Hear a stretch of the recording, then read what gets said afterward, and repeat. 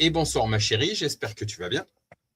Ça va, merci. J'espère que toi aussi, tu vas bien. Ouais, une très bonne journée, une journée de méditation, une journée au milieu de nos montagnes, au contact de ces fameuses Montbéliardes. Voilà, c'est toujours un plaisir. Donc ouais, bonne journée, une journée pleine d'amour également avec toi. Ça me fait énormément du bien, comme j'aime te dire, les bisous, la tendresse, les câlins, c'est mon oxygène. Voilà, l'amour, l'amour toujours. Voilà. Je t'en prie pour la prière. Eh bien, Seigneur Jésus-Christ, je te remercie pour cette journée. Je te remercie de nous permettre de nous connecter à nouveau pour ce live. Et merci pour le souffle de vie que tu nous as donné. Que ce live soit rempli de ta douceur, de ton amour, de tes enseignements, Seigneur Jésus-Christ, et qu'on puisse ressentir complètement ta présence parmi nous. Puisqu'il est dit dans la parole que quand un ou deux sont réunis en ton nom, eh ben, tu es ici, tu es présent.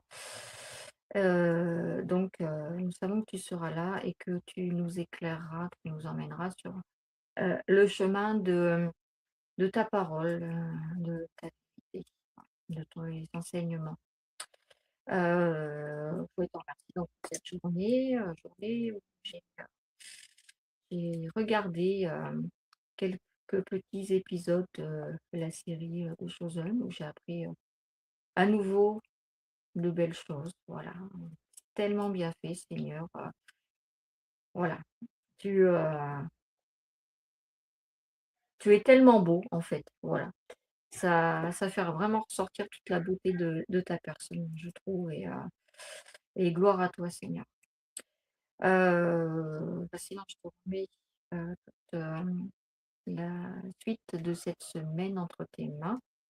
Mon chéri et moi-même, notre couple, notre famille, à l'ensemble des personnes qui nous sont chères.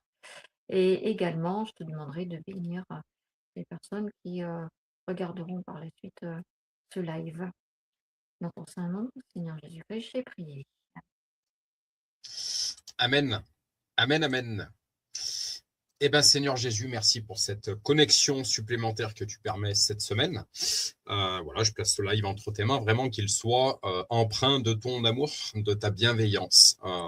J'ai mis pour point d'orgue, Mimine le sait, l'ADN de Réveil Chrétien en Auvergne, c'est vraiment de parler des expériences, de ce qu'on expérimente dans nos vies, que ce soit du côté difficulté, mais également délivrance, guérison, etc., pour que ce soit au bénéfice d'une multitude. Ce soir, on va aborder un sujet qui est celui des finances dans le couple et dans la famille. Un sujet épineux, un sujet qui soulève malheureusement parfois des conflits, parfois de véritables déchirures. Nombre de familles qui sont dans des procédures parfois judiciaires pour cause d'argent, de succession ou je ne sais quoi d'autre. Donc voilà, c'est un sujet qui, malgré tout, est à aborder. On va apporter notre témoignage personnel, Mimine et moi-même, ma chérie moi-même, pour que ce soit au bénéfice d'une multitude. Voilà, je remets nos couples, nos familles entre tes mains, Seigneur Jésus. Je remets Réveil Chrétien entre tes mains, Seigneur Jésus, que cette œuvre que tu nous as confiée puisse grandir et puisse être au bénéfice, encore une fois, d'une multitude, puisse être une aide de la connaissance, des clés de compréhension pour un maximum de personnes en ton saint nom Jésus. J'ai prié. Amen et Amen. Amen. Ma chérie, pour le coup, ce soir, je vais te laisser. Tu connais l'ADN justement de Réveil Chrétien en Auvergne, puisque c'est également une œuvre qui t'appartient, puisque nous sommes unis par les liens du mariage et bientôt par les liens sacrés du mariage. Je te laisse, donc tu connais la chronologie de Réveil Chrétien en Auvergne, je te laisse les rênes de la chronologie. Je t'en prie. Alors, la chronologie a commencé par la prière, par le bonsoir et la prière. C'est déjà un bon début. Voilà. Du coup, mon chéri, je voulais savoir si tu avais une expérience, une lecture, un témoignage à nous apporter pour cette semaine. Alors pour le coup, je vais te laisser ton expérience parce qu'en fait, si tu veux, ce dont je vais témoigner, l'expérience dont je vais témoigner, tu penses bien, parle du sujet est en lien avec le sujet de ce soir, qui est celui des finances, puisque je vais parler de notre propre expérience, ma chérie, pour le bénéfice d'une multitude. Donc, ma chérie, je te retourne la question. Est-ce que tu as une lecture, une expérience, une rencontre, une discussion avec quelqu'un, ou The Chosen, ou je ne sais quoi d'autre, qui t'a parlé particulièrement cette semaine, depuis mardi dernier? Je t'en prie. Eh ben, alors, je vais changer par rapport aux autres fois où bien souvent j'amène un témoignage, personnel. Là, en fait, j'ai fait 2 lectures et je ne savais pas trop laquelle amener.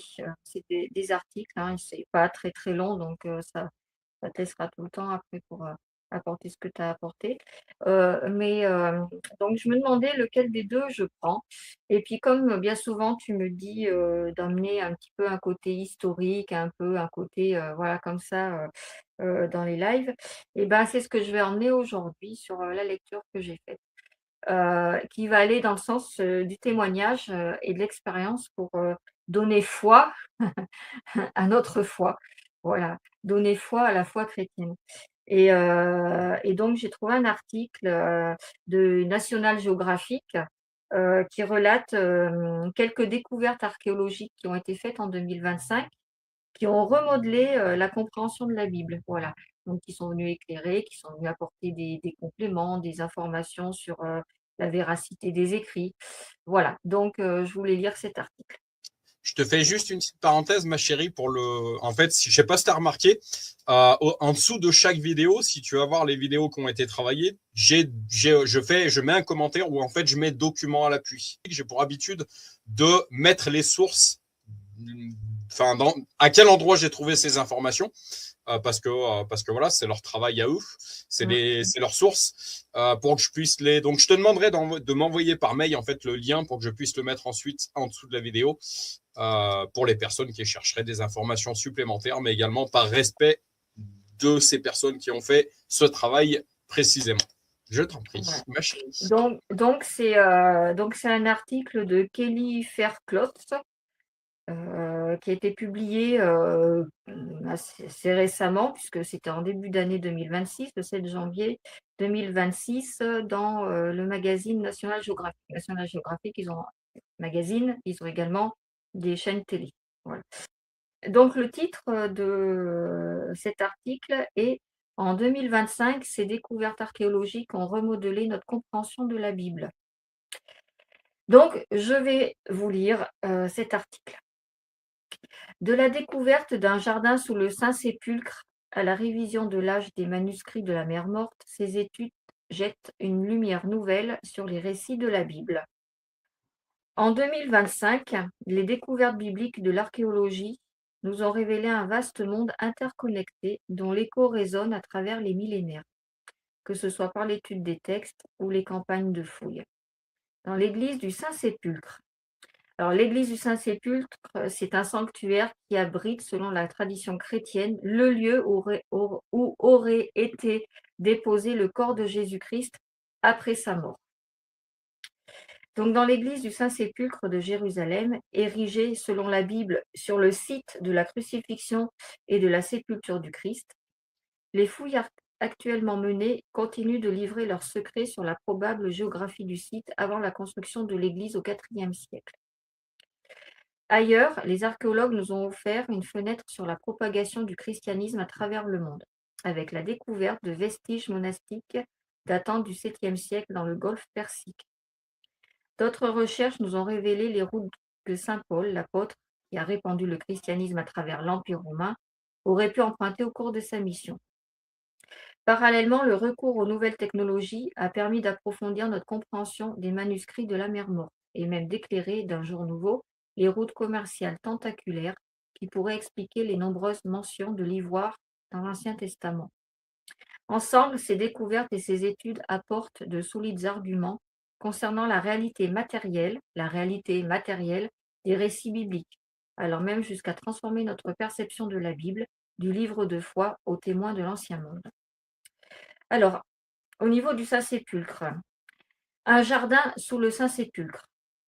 L'église du Saint-Sépulcre de Jérusalem est un site chrétien de pèlerinage et de dévotion depuis sa construction ordonnée au IVe siècle par l'empereur romain Constantine. Depuis, l'édifice a bien entendu subi les affres du temps, si bien que l'essentiel de l'actuelle structure date des travaux réalisés par les croisés européens au XIIe siècle. Et le site connaît actuellement une importante campagne de restauration visant à consolider ses fondations instables afin de le préserver pour les générations à venir.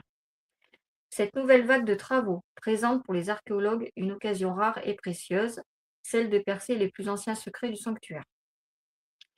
Donc, dirigée par Francesca Romana Stassola, professeure à l'Université La Sapienza de Rome, une équipe sonde actuellement le sous-sol de la structure en épluchant l'histoire couche après couche, afin de retracer l'utilisation du site au fil des millénaires. Les archéologues ont ainsi découvert les traces d'une carrière datant de l'âge de la pierre, qui aurait progressivement évolué en lieu de culture, puis plus précisément, l'analyse archéobotanique a révélé la présence de céréales, de raisins et de figues. Cela concorde avec la description faite dans l'Évangile selon saint Jean, qui indique qu'il y avait un jardin à l'endroit où Jésus fut crucifié. L'Évangile mentionne un espace vert entre le calvaire et le tombeau, et nous avons identifié ces champs cultivés, déclarés donc Madame Stassola au journal The Times of Israel. Les premiers pas du christianisme. Des trouvailles issues de diverses régions offrent une fenêtre sur le monde qui a vu naître le christianisme. Ensemble, elles peignent le portrait de la vitalité et du mouvement des idées, mais aussi celui de la diversité des communautés qui ont embrassé cette religion émergente. En bordure d'Abu Dhabi, les archéologues ont découvert une croix en plâtre vieille de 1400 ans, à proximité d'un complexe monastique des 7e et 8e siècles sur l'île de Sir Bani Iyas. Ce qui confirme que les habitations faisaient partie du monastère et témoigne de la propagation du christianisme dans la région avant l'avènement de l'islam. D'autres découvertes notables mettent en lumière la propagation du christianisme. Ainsi, en Turquie, les archéologues travaillant dans la cité antique d'Olympos ont mis au jour une impressionnante mosaïque à l'entrée d'une église chrétienne datant du 5e siècle, sur laquelle on découvre le message solennel « Seul peut franchir cette porte celui qui suit le droit chemin ». Seul peut franchir cette porte celui qui suit le droit chemin. Dans le désert du Negev à Israël, une autre équipe a annoncé la découverte de statuettes africaines en bois d'ébène dans des tombes chrétiennes datant des 4e et 7e siècles, soit la période byzantine. Les propriétaires des statuettes auraient été originaires d'Éthiopie. Les chercheurs ont également dévoilé une nouvelle façon de s'intéresser aux connexions entre les premières communautés chrétiennes. Une carte des routes romaines en accès libre. Baptisé Itinéraire E, le site offre un outil pratique pour visualiser les routes que l'apôtre Jean aurait pu emprunter durant sa mission à travers le vaste empire romain. Ces nouvelles s'ajoutent à l'annonce, survenue fin 2024, de la découverte par des archéologues de la plus ancienne trace de la propagation du christianisme au nord des Alpes, à savoir une petite amulette en argent mise au jour à Francfort en Allemagne, dans une tombe datant de 230 à 260. Gravées sur cet objet fragile, les chercheurs ont identifié 18 lignes de caractères latins, dont une partie a pu être traduite « Au nom de Jésus-Christ, Fils de Dieu, le Seigneur du monde ». Nouvelle datation des manuscrits de la mer Morte. Les manuscrits de la mer Morte font l'objet d'une fascination extrême depuis leur redécouverte en 1947, après plusieurs centaines d'années passées dans les grottes où ils avaient été entreposés. Généralement, les universitaires situent la création de ces anciens textes religieux entre le IIIe siècle avant notre ère et le IIe siècle. Il est difficile de dater individuellement les manuscrits, car les textes en eux-mêmes livrent peu d'indices et la datation de chaque manuscrit au radiocarbone pose des problèmes d'ordre pratique. Par chance, cette année, une équipe de chercheurs a annoncé la mise au point d'un outil révolutionnaire qui s'appelle Enoch, un modèle d'intelligence artificielle portant le nom du prophète éponyme de l'Ancien Testament et père de Mathusalem. Entraîné à l'aide de manuscrits datés au radiocarbone, est donc capable d'estimer la date d'un manuscrit non daté en analysant son style graphique. D'après les premières analyses d'Enoch, les parchemins de la mer Morte seraient bien plus âgés que prévu. Autre application fascinante de la technologie, des chercheurs ont annoncé la redécouverte d'une hymne babylonienne perdue à la gloire de la divinité de Marduk, patron de la cité et royaume de Babylone. Les scientifiques ont identifié l'hymne en utilisant l'intelligence artificielle pour analyser des tablettes cunéiformes numérisées. L'hymne apparaît dans plusieurs textes du 7e au 1er siècle avant notre ère, une période qui inclut notamment la conquête du royaume de Juda par l'empire néo-babylonien sous le règne du roi Nabuchodonosor II. Les routes commerciales de l'ivoire. L'ivoire apparaît à plusieurs reprises dans la Bible, comme signe de grandeur et de richesse avec le trône du roi Salomon, par exemple, ou même dans une dimension plus charnelle avec le champ de Salomon. Son ventre, un bloc d'ivoire couvert de saphir. Mais alors d'où pouvait bien provenir tout cet ivoire? En 2025, une équipe pluridisciplinaire de chercheurs a publié une étude approfondie portant sur l'analyse de centaines d'objets en ivoire en provenance du Levant méridional et concluant que, pendant près d'un millénaire, entre 1600 et 600 avant notre ère, la réponse était l'Afrique subsaharienne, plus précisément par l'entremise de marchands venus de Nubie, connus sous le nom à cette époque-là du royaume de Couche dans l'Ancien Testament. Il y a également de nouvelles révélations à Megiddo. Vous connaissez peut-être la cité antique de Megiddo, ou Megiddo, par le nom grec sous lequel elle apparaît dans le livre de l'Apocalypse, Armageddon. Pourtant, ce site, inscrit au patrimoine mondial de l'UNESCO, possède une riche histoire qui remonte au 3e millénaire avant notre ère, à l'âge du bronze, où Megiddo était une importante forteresse cananéenne, un peuple qui apparaît souvent dans l'Ancien Testament en tant qu'antagoniste des Israélites. L'année dernière, donc, des archéologues opérant sur ce site ont annoncé la découverte d'une vaste couche de poterie égyptienne datant du 7e siècle avant notre ère. La trouvaille est intrigante car, dans la Bible, Megiddo est le site d'une terrible bataille entre le roi Josias et le pharaon Néchao II, qui entraîna la mort de Josias. Mais aucune preuve archéologique ne permettait de corroborer l'événement jusqu'à présent. Les poteries suggèrent qu'une armée égyptienne aurait pu être stationnée au bon endroit, au bon moment. Pour la petite parenthèse, il faut savoir que bien souvent, ce qui était représenté sur les poteries étaient des faits historiques que le potier, que le peintre avait connus. Voilà, c'était une façon de le relater. Une autre équipe travaillant sur un site voisin a également annoncé la découverte d'un ancien pressoir à vin âgé de 5000 ans, taillé directement dans la roche, ainsi que celle d'un ensemble d'objets soigneusement enterrés dont la fonction était probablement cérémonielle, notamment un récipient en forme de bélier intact, un état rare de conservation, et qui pourrait apporter de précieuses informations sur les pratiques religieuses des Cananéens. La trouvaille offre une nouvelle perspective sur une civilisation qui occupe une place majeure dans la Bible, mais reste pourtant entourée de mystères. Datation du site de l'un des miracles du Christ. Au sud des remparts de Jérusalem, le bassin de Siloé, de la cité de David, apparaît dans l'Évangile selon saint Jean du Nouveau Testament. D'après cet extrait, il s'agirait du site de l'un des miracles de Jésus. Jean, au chapitre 9, raconte que Jésus aurait dit à un homme aveugle de naissance d'aller se laver dans le bassin de Siloé. Il y alla, se lava, et s'en retourna, voyant clair, poursuit l'Évangile. En 2025, les chercheurs ont annoncé qu'ils avaient daté au carbone 14 le muret en pierre du bassin à 800 avant notre ère, ce qui suggère qu'il aurait été construit dans le cadre d'une réponse vigoureuse et soigneusement ordonnée au bouleversement climatique de l'époque. Révélation sur un roi de l'Ancien Testament. Des archéologues en poste dans l'actuelle ville de Mossoul en Irak ont annoncé la découverte de ce qui pourrait bien être le plus grand lamassu néo-assyrien jamais découvert, c'est-à-dire une immense statue de pierre de 6 mètres de haut, représentant une créature hybride avec le corps d'un taureau ailé et une tête humaine. Les chercheurs ont mis au jour l'imposante sculpture dans ce qu'ils pensent être le palais d'Assar-Adon, un roi assyrien du 7e siècle avant notre ère, qui apparaît plusieurs fois dans l'Ancien Testament. Comme le font remarquer les spécialistes de la Bible, l'histoire d'Assar-Adon s'apparente à celle de Joseph, le fils de Jacob dans l'Ancien Testament.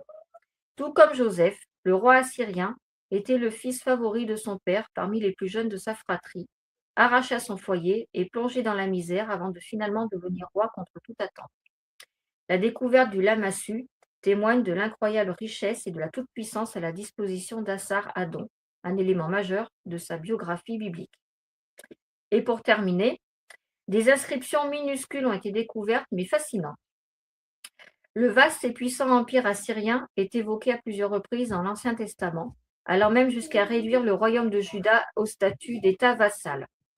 Lors d'une campagne de fouilles menée sur le mont du Temple de Jérusalem, l'actuel site du Dôme du Rocher, les chercheurs ont découvert un fragment de poterie portant une inscription en cunéiforme vieille de 2700 ans.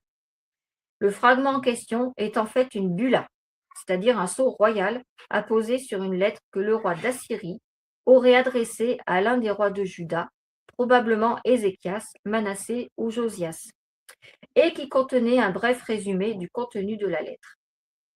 L'inscription mentionne une échéance, le premier Ave, AV. Ave est un mois estival du calendrier juif. Et cette inscription mentionne également le nom d'un messager, ce qui pousse les archéologues à suggérer que le message invitait le roi de Juda à régler un retard de paiement dans les plus brefs délais sous peine de subir de fâcheuses conséquences. Donc cet article a été initialement paru sur le site du nationalgeographic.com en langue anglaise. C'est une traduction. Ok. Est-ce que tu peux me relire la dernière phrase parce qu'elle est complètement en lien avec le sujet de ce soir, ma chérie, s'il te plaît. Donc l'inscription mentionne une échéance, le premier avait un mois estival du calendrier juif, ainsi que le nom d'un messager, ce qui pousse les archéologues à suggérer que le message invitait le roi de Juda à régler un retard de paiement dans les plus brefs délais, sous peine de subir de fâcheuses conséquences. Est-ce que tu vois où je veux en venir? Voilà. Oui, tu vas arriver au sujet. Relis-moi cette dernière partie, s'il te plaît, encore une fois. L'inscription mentionne une échéance, le premier AV, un mois estival du calendrier juif, ainsi que le nom d'un messager, ce qui pousse les archéologues à suggérer que le message invitait le roi de Juda à régler un retard de paiement dans les plus brefs délais, sous peine de subir de fâcheuses conséquences. Voilà, c'est complètement en lien avec le sujet que j'apporte ce soir. On se rend bien compte que les dettes ne sont absolument pas de Dieu. On s'en rend bien compte par cette dernière phrase. Donc, je vais venir rapidement sur le sujet. Merci pour ton apport, ma chérie. Je vais vous témoigner de ce qu'on a expérimenté dans notre couple ces derniers jours. Ma chérie, je tiens à préciser que je ne serai absolument pas dans le jugement ni dans la condamnation, mais dans la compréhension au bénéfice d'une multitude. Donc, le 15 juillet 26, clash avec toi, ma chérie. Ce soir, concernant les finances, on a voulu faire les comptes et j'ai sombré dans la colère après avoir constaté que tu avais encore des impayés sur ton compte en banque. Je dirais que dans le cadre du mariage, déjà, première parenthèse que je vais faire, c'est que ces impayés, en fait, ils nous concernent tous les deux. Parce que nous sommes liés dans les liens du mariage, en fait. Voilà. Je t'ai demandé d'assumer les responsabilités une bonne fois pour toutes. Tu t'es énervé, tu t'es levé de table et tu connais la suite. Tu es monté dans ta voiture, tu es parti, mais je t'ai vu revenir 15 minutes après, certainement guidé et ramené par le Saint-Esprit. Tu es monté dans la chambre, je t'ai rejoint et je t'ai demandé pardon. Le pardon, il est divin. On peut pardonner une personne en fait qui se repent, qui nous demande pardon en fait. L'humilité précède la gloire, l'orgueil précède la chute. Tu es monté dans ta voiture, tu es parti, mais je t'ai vu revenir 15 minutes après, certainement guidé par le Saint-Esprit. Tu es monté dans la chambre, je t'ai rejoint, je t'ai demandé pardon de m'être mise en colère. La colère, elle n'est pas de Dieu non plus. C'est pour ça que je t'ai demandé pardon, parce que le Saint-Esprit m'avait repris, m'avait dit, mais t'as pas à te mettre en colère, parce que la colère, elle n'est pas de Dieu. Je t'ai dit, cependant, que je ne continuerai pas dans les problèmes financiers, dans le manque de transparence et dans l'anxiété de voir se pointer un huissier ou un courrier recommandé pour impayé. Parce que c'est ce qu'on a expérimenté dans notre couple. Voilà, je te laisserai la parole ensuite. Tu as ensuite remis dans la prière que tu avais entendu mon ultimatum. et tu as déclaré que tu changerais au niveau des finances. Le 16 juillet 2026, le lendemain, les discussions ont été très brèves entre tous les deux, mais nous avons tout de même fait notre lecture biblique quotidienne. Aujourd'hui, je dirais que même au milieu des difficultés, un gros point positif tous les deux, c'est qu'on est fidèles dans la parole de Dieu aujourd'hui. J'ai prié afin que tu sois délivré de toute emprise de mammon dans tes finances et pour que le Saint-Esprit te guide jusqu'à la repentance et t'équipe de sa sagesse financière. Il y a également une sagesse financière divine, j'y viendrai ensuite. C'est le sujet de ce live ce soir. Le 17 juillet 26, 17, chiffre 7, juillet 26, ce soir, tu t'es repenti, ma chérie, et tu as avoué que les finances ne sont pas ton truc. C'était moi, toi, que tu souhaites que je prenne en charge la gestion de nos finances. Tu acceptes qu'on se fasse aider pour le règlement des dernières dettes pour avoir une gestion saine de nos finances. Une discussion que j'avais avec toi, ma chérie, ce verset biblique, si tu es fidèle dans les petites choses, alors je t'en confierai des plus grandes. L'or et l'argent appartiennent à Dieu. Si on n'est pas fidèle dans les petites sommes qu'il nous donne, comment veut-on qu'il nous en donne des plus grandes en fait? Tu souhaites, après ta délivrance de la Banque de France, qu'on ait qu'un seul compte commun pour une totale transparence de nos finances. Je dirais que c'est quelque chose d'extrêmement important dans le cadre du mariage. C'est une démarche qu'on est en train de mettre en place, ma chérie. Le 18 juillet 26, en revenant de la traite du matin, donc j'étais traite du matin, traite de mes fameuses Montbéliardes, je t'ai fait part que le fait que je prenne en charge les finances de notre couple et de notre foyer est complètement guidé. Auparavant, je n'en avais pas les capacités. Aujourd'hui, le Saint-Esprit m'a qualifié pour assumer certaines responsabilités. Je t'ai dit, humainement, je suis le chef de ma soupe, mais spirituellement, n'est-ce pas le rôle de l'homme d'être le chef de famille? Je vous apporterai également un court enseignement sur ce qu'est véritablement un chef de famille. Il ne faut pas le comprendre humainement, mais spirituellement. Comme m'a dit Emmanuel Villiers, avant les réseaux sociaux, ta famille est ton premier ministère. Ma chérie, qu'est-ce que tu aurais à me dire sur cette expérience qu'on a vécue tous les deux? Est-ce que je dirais, cet orage t'a révélé certaines choses? Est-ce que ça t'a révélé certaines choses? Est-ce que toi, ça t'a montré certaines choses que tu avais à régler au niveau des finances concernant ta personne? Également, une chose que je tiens à te préciser ce soir, encore une fois, je te l'ai dit tout à l'heure, je ne serai ni dans le jugement, ni dans la condamnation, mais dans la compréhension, afin que ça puisse bénéficier à d'autres. Qu'est-ce que ça a révélé chez toi? Je t'en prie. Parce que ça a révélé tout d'abord la satisfaction parce que je trouve que j'ai bien avancé et ce que ça a mis en lumière, surtout, c'est que, j'ai plus envie, de retomber dans les problèmes, financiers, tout ça. Et donc il y a une parole, qui est dans l'Évangile qui dit, «Déposez votre fardeau, vous tous qui êtes fatigués». Voilà et puis bon, ça me fatigue donc je te dépose mon fardeau. Voilà la révélation que j'ai eue, de ce Ok. moment-là. Cet orage entre tous les deux, est-ce que, voilà, restons humbles, un couple qui ne rencontre pas de difficultés, un couple qui, allez, soyons dans un franc-parler, un couple qui ne s'engueule jamais n'existe pas. Alors il y a une manière de bien s'engueuler également. Je pense que le Saint-Esprit est en train de faire un travail entre tous les deux dans ce domaine-là. Il faut savoir bien s'engueuler en fait. C'est-à-dire qu'il faut que ce soit constructif.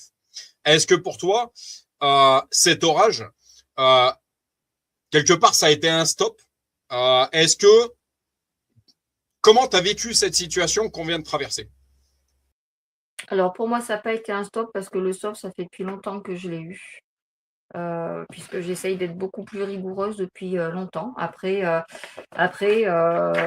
Voilà, chaque chose, je pense que tu le sais tout aussi bien que moi, mon cœur, c'est que, tout ne vient pas du jour au lendemain, c'est qu'il y a un chemin à faire. Il y a voilà, ça se ça s'affine, voilà, au fur et à mesure du temps.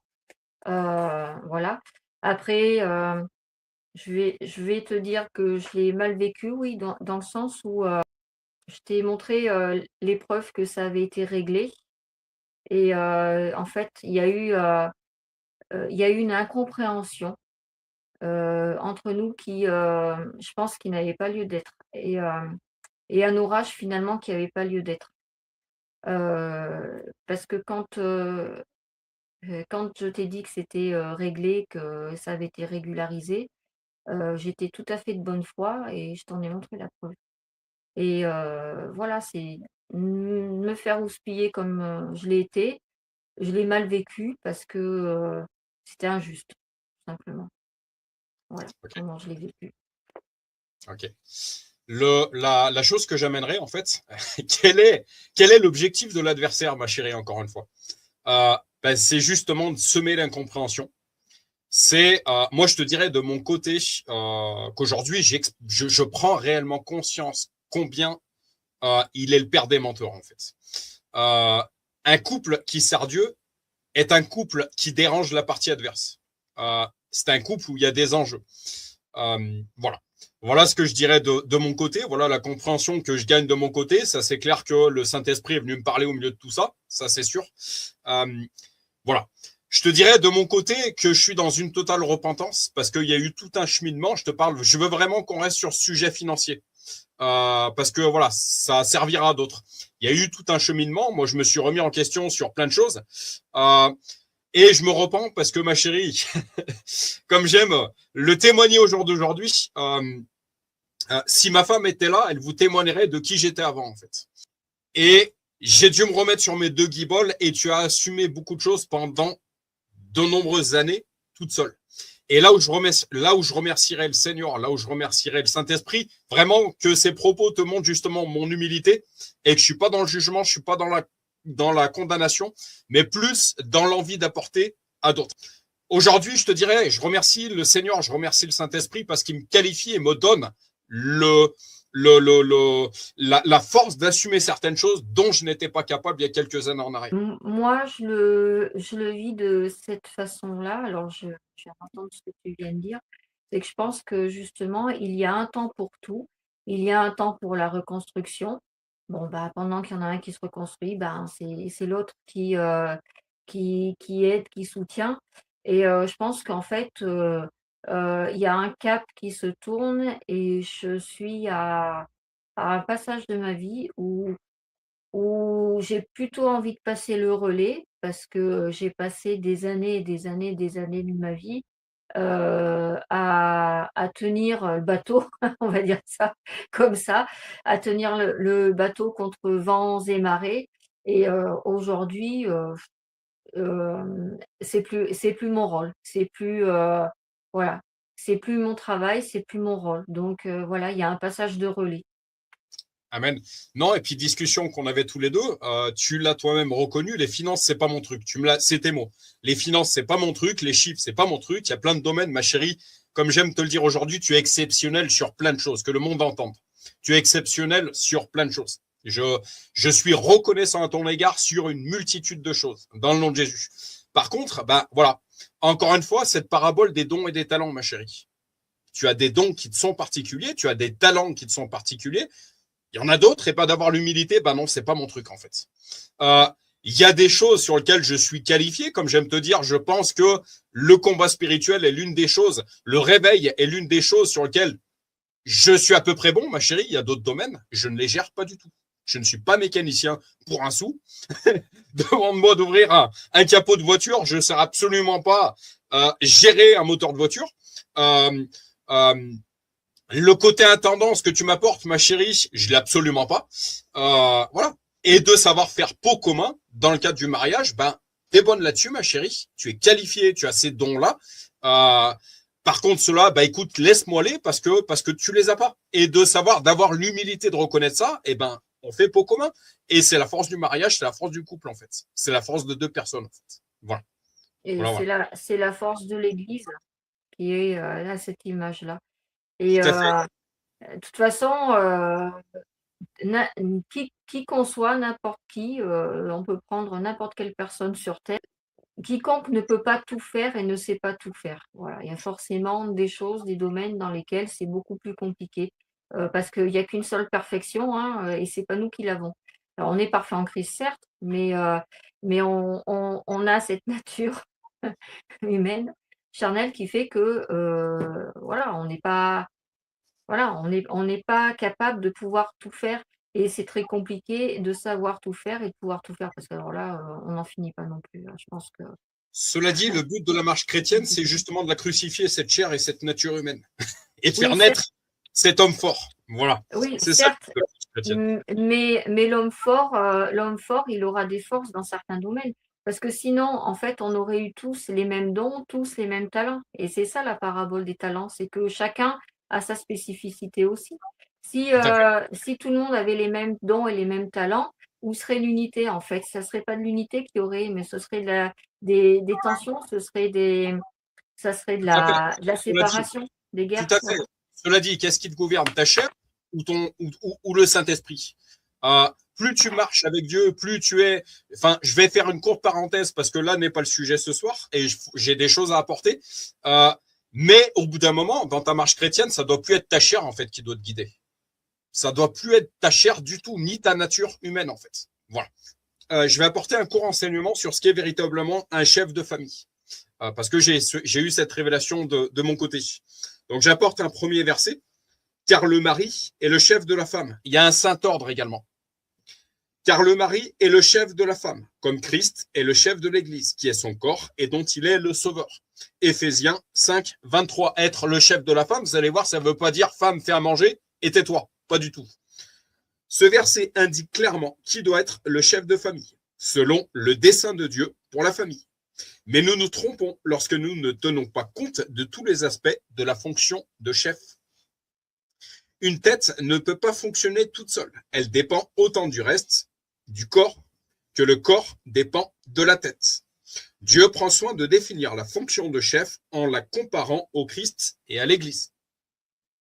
Ce rôle de chef est le mieux rempli lorsque le mari aime sa femme comme le Christ aime l'Église et s'est donné lui-même pour elle.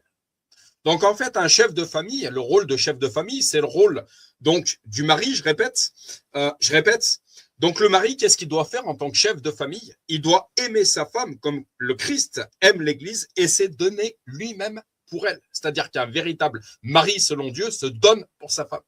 Voilà. Et non pas femme, fais à manger, tais-toi. Pas du tout.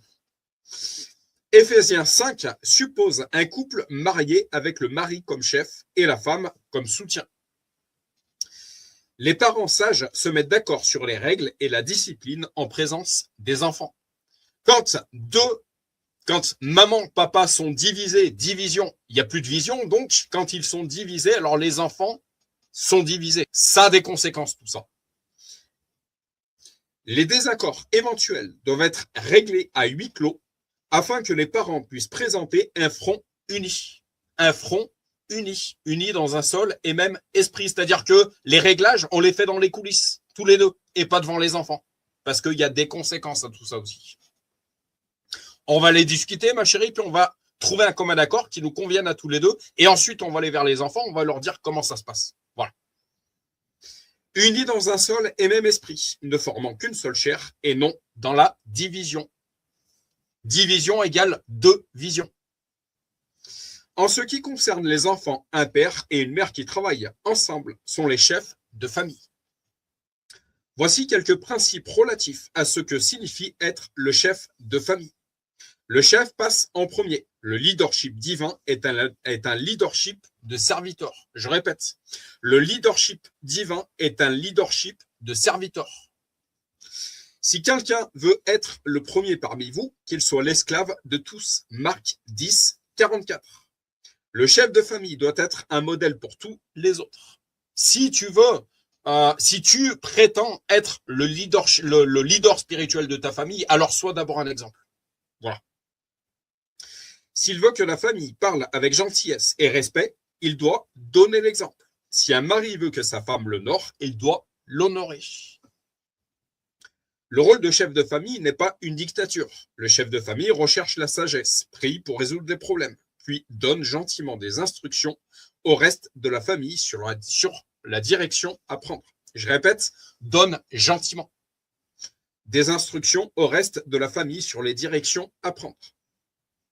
Un chef prend ses responsabilités. Et c'est là où le Saint-Esprit, ma chérie, m'a parlé, de prendre mes responsabilités également financières et de prendre nos responsabilités financières, chose que je n'avais pas fait jusqu'au jour d'aujourd'hui. Lorsque Dieu a réparti les rôles au sein de la famille, il a placé le fardeau le plus lourd sur les hommes. Le rôle de chef de famille peut sembler être une supériorité jusqu'à ce que nous lisions réellement les attentes de Dieu. Le chef de famille est responsable devant Dieu du bien-être spirituel et émotionnel de la famille. Il en est responsable du bien-être de sa famille. C'est le rôle du chef de famille. Dieu a jugé Élie pour ne pas avoir retenu ses fils méchants. Élie était au courant de leurs mauvaises actions, mais n'a rien fait pour y remédier. Dieu a donc tenu Élie pour responsable en tant que chef de famille. Nombre de situations aujourd'hui, des mineurs étaient recherchés pour des incendies. Les incendies étaient, voilà, les derniers incendies de forêt qu'on a vus, des mineurs étaient recherchés. Et la question qu'on se pose souvent, c'est où sont les parents? Les parents ont des responsabilités envers leurs enfants. Ce sont des âmes que Dieu leur confie. Qu'est-ce que tu fais de ces âmes que je te confie? Voilà. Un chef reçoit 51% des voix. Deux personnes ne sont pas d'accord sur tout, même si elles sont très proches l'une de l'autre. Et en cas de désaccord, qui obtient le vote décisif? Dieu a décrété que c'est le chef de famille, c'est-à-dire le mari s'il est présent. Bien entendu, un chef avisé consultera sa femme. Tout est question d'équilibre. Le chef ne sait pas tout, même s'il porte le poids de la responsabilité des décisions. Il est donc intelligent de demander conseil à la femme à laquelle il a promis sa vie. Et si c'est une femme pieuse, elle partagera son opinion étudiée. Je répète, ma chérie. Si c'est une femme pieuse, elle partagera son opinion étudiée. C'est-à-dire qu'il n'y aura plus de division, en fait. Dieu nous parle de vision et pas de division. Mais laissera ensuite son mari assumer seul le poids de la décision. Dieu a conçu la famille et c'est lui qui sait le mieux comment elle fonctionne. Lorsque nous appliquons ces normes d'amour, de soumission, de responsabilité et de leadership au service des autres, la famille prospère. Une famille où il y a de la division, c'est une famille qui est en échec, en cours de destruction. Et le mot également soumission, soumission de. C'est comme ça qu'il faut le comprendre. Lorsqu'un mari assume la responsabilité que Dieu lui a confiée, le reste de la famille a beaucoup plus de facilité à remplir ses propres rôles, de sorte que la famille est un témoignage au dessein de Dieu. Dieu dit que le mari est responsable du paiement de toutes les factures du foyer. Et c'est là où le Saint-Esprit, ma chérie, m'a parlé fortement ces dernières heures, ces derniers jours. Je répète, puisque j'ai fait cette étude pour ce soir, Dieu dit que le mari est responsable du paiement de toutes les factures du foyer. Donc, en gros, ma chérie, que tu me confies, que tu me laisses les rênes aujourd'hui, c'est complètement la volonté de l'Éternel. 1 Timothée 5,8 dit « Si quelqu'un n'a pas soin des siens et principalement de ceux de sa famille, il a renié la foi et il est pire qu'un infidèle. » Donc, pour apporter cet enseignement, ma chérie, avant de commencer l'exhortation, ma mimine, accepterais-tu de nous parler de ton passé parfois malsain, entre guillemets, avec l'argent? Toute chose est devenue nouvelle, je le déclare dans le nom de Jésus. Tu en es aujourd'hui délivré. Qu'est-ce qui t'a amené dans les problèmes et qu'est-ce que tu conseillerais à une personne qui se retrouverait face à des problèmes financiers? Je t'en prie, ma chérie. Est-ce que tu peux nous parler de ton témoignage avec l'argent? Qu'est-ce qui a fait aujourd'hui? Qu'est-ce qui t'a amené jusqu'à avoir un dossier à la Banque de France? Encore une fois, c'est pas un jugement, c'est pas une condamnation, mais que toutes les personnes qui entendraient ce message par la suite puissent trouver des clés de compréhension, puissent trouver des clés de délivrance, puissent bénéficier de ton expérience à toi. Qu'est-ce qui t'a amené dans les problèmes? Voilà. Qu'est-ce qui t'a amené dans tout ça, en fait? Je t'en prie. Le facteur principal, c'est le fait justement d'être seul à assumer des charges qui sont énormes. Quand il y a un salaire qui rentre, que tu as des enfants à élever, il y a des fois, il y a des choix malheureusement que tu es obligé de faire. C'est je reporte l'échéance d'une facture et par contre, je fais manger mes enfants. Voilà. C'est en fait ça. C'est le fait d'avoir des choix qui sont pas évidents quand on est tout seul, tout simplement. C'est pour ça que, heu heu, l'enseignement que tu apportes aujourd'hui en en spécifiant que l'homme donc qui est délégué chef de famille par Dieu, il a sa place majeure et primordiale à faire parce qu'en fait, c'est lui qui doit soutenir, qui doit apporter, qui doit financièrement parlant faire marcher une famille et non pas l'inverse. Après, je ne veux pas revenir sur euh, ma vie familiale précédente. Je dirais tout simplement, c'est le fait de se retrouver seul face à tous ces chiffres, face à des choix à faire et c'est pas évident. Qu'est-ce que je peux conseiller? Bah, déjà, c'est de pas être seul, mais bon, ça, c'est pareil, il faut trouver la personne adéquate à qui parler, à qui confier toutes ces choses-là, ouais, pour pouvoir sortir la tête de l'eau. Après, je dirais que le but, c'est pas de se retrouver à la Banque de France, non, mais ça peut être une soupape de sécurité, une soupape de sortie, c'est-à-dire qu'en fait, heu, ça limite les casses, voilà. Ça limite la casse, le fait qu'il y ait un intervenant extérieur, qui dise: «Attention, stop là, maintenant, il faut être beaucoup plus vigilant». Qu'est-ce que tu veux que je t'amène d'autre, mon cœur? Ok. Ben, la question, qu'est-ce que tu retires de ton expérience de dossier d'endettement à la Banque de France? Ah bah, de ce que je viens de dire, c'est qu'en fait, moi, ça m'a permis de remonter à la surface, de sortir la tête de l'eau, parce que ça a permis de cadrer et finalement de pas avoir des choix à faire. Parce qu'en fait, tu as pas envie de rester toute ta vie Banque de France, tout simplement, donc tu fais beaucoup plus attention, tout simplement. Ok, Après, j'ai jamais fait de crédit à la consommation, jamais fait de choses comme ça, mais simplement des mauvais choix, tout simplement. ok. Est-ce que tu dirais aujourd'hui que je suis une personne avec qui tu te sens en capacité de parler d'argent, peut-être de problèmes financiers, euh, au jour d'aujourd'hui? Au jour d'aujourd'hui, oui, oui, oui, oui. Pourquoi? Au jour d'avant, non. Pourquoi? Au jour d'aujourd'hui, oui, bah, parce qu'en fait, on a eu on a déjà eu une partie de vie ensemble, on a cheminé, on a avancé, on a la parole de Dieu qui est passée par là. Enfin, il y a eu pas mal d'évolutions d'un côté comme de l'autre, qui fait qu'en fait, entre nous 2, les tabous, ça n'existe plus, donc c'est beaucoup plus facile. C'est là d'où l'importance, justement, dans une famille, finalement, c'est d'être à 2 et être à 2 à tenir les rênes d'une famille. Tout seul, c'est pas possible, tu peux pas y arriver, tu peux pas tout faire. Voilà. Donc heu, donc bien choisir, je dirais, ouais, quelque part, je dirais ça. Bien et je suis vigilante aujourd'hui avec mes enfants, c'est que je leur dis, «Choisissez bien la personne avec qui vous allez, et vous voulez faire votre vie». Parce qu'en fait, ça a un impact sur, tout le reste de votre vie et si tu te retrouves avec quelqu'un, mais que tu n'as pas le soutien de la personne, tu n'as pas l'aide de la personne, heu, ça court à la catastrophe d'office.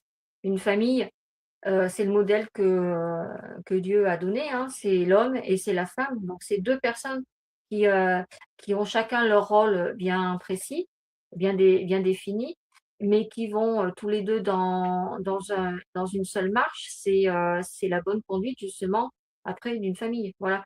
Parce que quand après tu as des enfants qui te sont, donnés, qui te sont confiés et ben, le but c'est de les amener sur la bonne direction également et heu et quand tu es tout seul il y a forcément des choses, qui sont loupées. Donc c'est pour ça qu'il faut être, à 2, mais à 2 réellement à 2, c'est-à-dire, pas avoir quelqu'un à côté qui ne fait rien, qui est complètement passif, qui est complètement sourd ou qui est nombriliste, enfin voilà, pas du tout. Il faut vraiment que ce soit un soutien. C'est pas mon cas, rassure-moi. Non, au jour d'aujourd'hui, non. L'apport que je voulais apporter par rapport à ce que tu dis, en fait, je voudrais dire à tous les couples, en fait, de ne surtout pas avoir de tabou, encore moins ce qui concerne l'argent. Encore une fois, regardez les familles, nombre de familles, nombre de couples qui sont brisés, déchirés à cause de problèmes d'argent. En fait. Une chose que je t'ai toujours dite, ma chérie, comme j'aime te dire, je suis pas né dans une cuillère en argent en fait. Et c'est pas parce que tu vas me dire, mon chéri, il me manque 400 balles que je vais partir en fait. Et c'est là qu'on voit le véritable amour. Est-ce que je l'aime d'un point de vue confort, d'un point de vue matériel, ou est-ce que j'aime réellement cette personne? Et c'est là que justement, on voit est-ce que cet amour est véritablement sacrificiel en fait. Est-ce que tu m'aimes également dans les problèmes, ou est-ce que tu m'aimes que quand tout va bien en fait? C'est là qu'on voit en fait la force de ce lien. Et aujourd'hui, je pense, ma chérie, que par tout ce qu'on a expérimenté ces dernières années, je pense que on a cette révélation que notre lien, il est puissant en fait.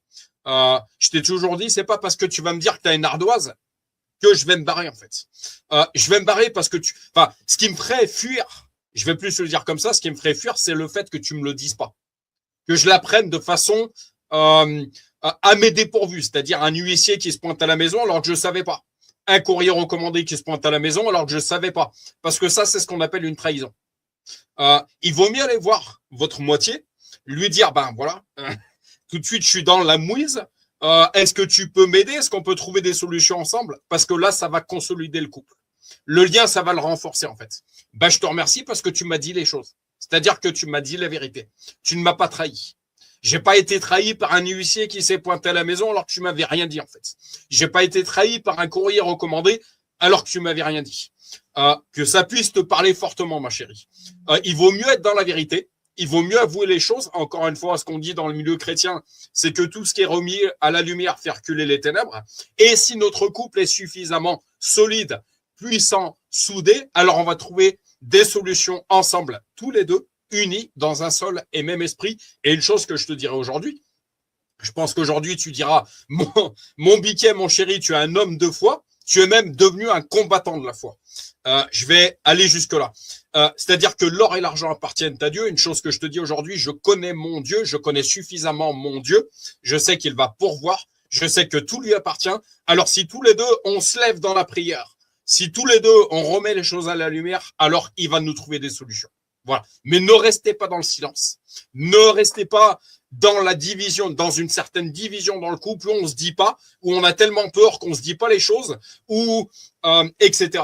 Mais une chose sur laquelle je te rejoindrai également, il faut que la personne qui est en face soit suffisamment forte, capable d'écouter ce que l'autre personne a à lui dire, ce qui n'a pas toujours été mon cas aujourd'hui, ma chérie, et ce qui n'a pas toujours été mon cas, ma chérie, ce qu'il est aujourd'hui beaucoup plus. Et je pense que par les propos que tient ton chéri, plus ça va aller, plus tu vas lui dire de choses parce que tu vas te dire, mais en fait, aujourd'hui, mon Jérém, il est suffisamment assis en Christ pour que je puisse tout lui dire, mais absolument tout. Voilà. Est-ce que tu es d'accord avec ça, ma chérie? Oui, c'est ce que je voulais rajouter. Non seulement d'avoir le soutien, mais le soutien consiste aussi à avoir une écoute attentive, une écoute de douceur et non pas une condamnation. Parce que c'est clair que quand tu vas voir une personne et puis que on te crie dessus, voilà, ou on va dire que la réaction, elle est on va, violente, voilà, parce que qu'on se fasse crier dessus, c'est quand même violent. Bah, en fait, ça engage pas finalement à poursuivre la discussion. C'est bon, allez d'accord, ça crie, ça gueule, ça condamne, mais voilà quoi. Et d'où l'importance de rester, dans la douceur. Et d'ailleurs, ça fait, une annonce pour, la semaine prochaine. Je compte parler de cette partie des fruits de l'esprit qui est la douceur, la semaine prochaine. Voilà. Amen. Parce qu'en fait en fait, c'est pas compliqué. On se rend compte que, tu mais n'importe qui, quand une personne vient te parler, te crie dessus, tu as pas envie de l'écouter. Quand une personne, allez, bon, elle a fait une bêtise, elle voudrait, en discuter et tout, mais elle se fait tout de suite engueuler ou quoi que ce soit, ah ben, c'est rédhibitoire, ça bloque, ça allez hop, c'est demi-tour direct et puis voilà. On se rend compte qu'en fait, il y a énormément de choses qui peuvent passer par la douceur, qui peuvent être compris, par la bienveillance tout simplement. Donc, dans n'importe quelle situation Bon, trouver une personne qui vous soutient, mais le soutien, il faut vraiment que ce soit, dans la bienveillance, complète. Que la personne soit capable d'écouter, soit capable de proposer, soit capable de ne pas condamner, ne pas juger. Alors après, c'est compliqué parce que l'humain fait qu'on juge rapidement, mais voilà, et ça, c'est important, hein, dans des situations compliquées. Autre question, ma chérie, puis j'apporterai l'enseignement concernant les finances. Comment définirais-tu ton rapport avec l'argent? Est-ce que tu es dépensière selon toi? Comment définirais-tu ton rapport avec l'argent? Alors dépensière, non, parce que, j'achète ce que j'ai besoin, voilà, ce qui est nécessaire, voilà. Après, j'aime bien de temps en temps faire des petits plaisirs, mais je vais pas aller faire un plaisir à je sais pas combien, quoi. Je regarde le porte-monnaie. Moi, il y a simplement un rapport qui c'est clair et net, c'est qu'il m'aime pas et je l'aime pas. Voilà, c'est tout. On n'est pas fait pour s'entendre. Après non, je suis pas dépensière. Non, non. Non, non. Qui n'est pas fait pour s'entendre? J'ai pas compris là. L'argent et moi, on n'est pas fait pour s'entendre. Alors c'est là où je vais complètement le briser dans le nom de Jésus en fait. L'argent, ça dépend de la perception que tu as sur l'argent en fait. Ça Bah oui. dépend, voilà. Il y a un très bon argent, il y a de l'argent sale, je suis d'accord avec toi, mais il y a un très bon argent aussi. Bah, en fait, ce que je veux dire par là, c'est qu'en fait, moi, l'argent dans ma vie, ça a jamais été une fin en soi. J'ai travaillé, c'était pas pour mettre à tout prix de côté, de côté, de côté, et rien faire. Alors il y a une Voilà. sagesse là-dedans aussi. Oui, certes, mais je veux dire, enfin, je veux pas non plus dépenser des milliers et des cents, mais ce que je veux dire, moi, le but, en fait, de ma vie, le 1er but, c'est fais des choses, mais pas pour l'argent, en fait. Voilà. Je trouve Ok. qu'il y a des richesses beaucoup plus, importantes et beaucoup plus saines que l'or ou l'argent, Ok. simplement. Alors, tu entendras dans l'enseignement que je vais t'apporter, c'est qu'en fait, ta responsabilité, c'est de laisser un héritage à tes enfants également, et c'est pas de les laisser à poil le jour où le père va te rappeler, en fait. J'apporte mon enseignement parce qu'il faut que j'avance un petit peu, et puis je ferai en sorte de te laisser des saintes parenthèses au milieu de tout ça. Donc, le combat spirituel et les finances. Donc, c'est du pasteur Yannick Djati. Donc, c'est une vidéo que j'ai trouvée. Dans cette exhortation, le pasteur Yannick Djati nous enseigne de façon claire comment Satan attaque les finances. Encore une fois, nous n'avons pas lutté contre la chair et le sang, mais contre les esprits impurs dans les lieux célestes. Et nous verrons qu'il y a également un enjeu dans les finances. Cet enseignement nous vient du livre de Job, chapitre 1, où nous voyons comment Satan a attaqué Job dans tous les domaines de sa vie. Le contexte, l'attaque de Job. Il y avait dans le pays d'Uz un homme qui s'appelait Job, et cet homme était intègre et droit. Il craignait Dieu et se détournait du mal. Il lui naquit 7 fils et 3 filles. Ma chérie, 7, 3. Il possédait 7000 brebis, 3000 chameaux, 500 paires de bœufs, 500 ânesses et un très grand nombre de serviteurs. Et cet homme était le plus considérable de tous les fils de l'Orient. Ses fils allaient les uns chez les autres et donnaient tour à tour un festin. Et ils invitaient leurs 3 sœurs à manger et à boire avec eux. Et quand les jours de festin étaient passés, Job appelait et sanctifiait ses fils. Puis il se levait de bon matin et offrait pour chacun d'eux un holocauste. Car Job disait, peut-être mes fils ont-ils péché et ont-ils offensé Dieu dans leur cœur. C'est ainsi que Job avait coutume d'agir. Or, les fils de Dieu vinrent un jour se présenter devant l'Éternel. Et Satan vint aussi au milieu d'eux. L'Éternel dit à Satan, d'où viens-tu? Et Satan répondit à l'Éternel de parcourir la terre et de m'y promener. L'Éternel dit à Satan, as-tu remarqué mon serviteur Job? Il n'y a personne comme lui sur la terre. C'est un homme intègre et droit, craignant Dieu et se détournant du mal. Et Satan répondit à l'Éternel, est-ce d'une manière désintéressée que Job craint Dieu? Ne l'as-tu pas protégé, lui, sa maison, ou tout ce qui est à lui? Tu as béni l'œuvre de ses mains, et ses troupeaux couvrent le pays. Mais étends ta main, touche à tout ce qui lui appartient, et je suis sûr qu'il te maudit en face. L'Éternel dit à Satan, voici tout ce qui lui appartient. Je te le livre, seulement ne porte pas la main sur lui. Et Satan se retira de devant la face de l'Éternel.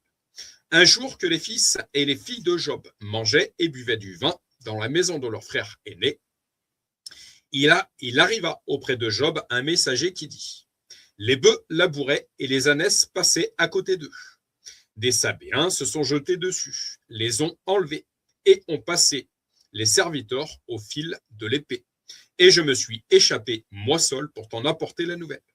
Il parlait encore lorsqu'un autre vint et dit: le feu de Dieu est tombé du ciel, a embrasé les brebis et les serviteurs, et les a consumés.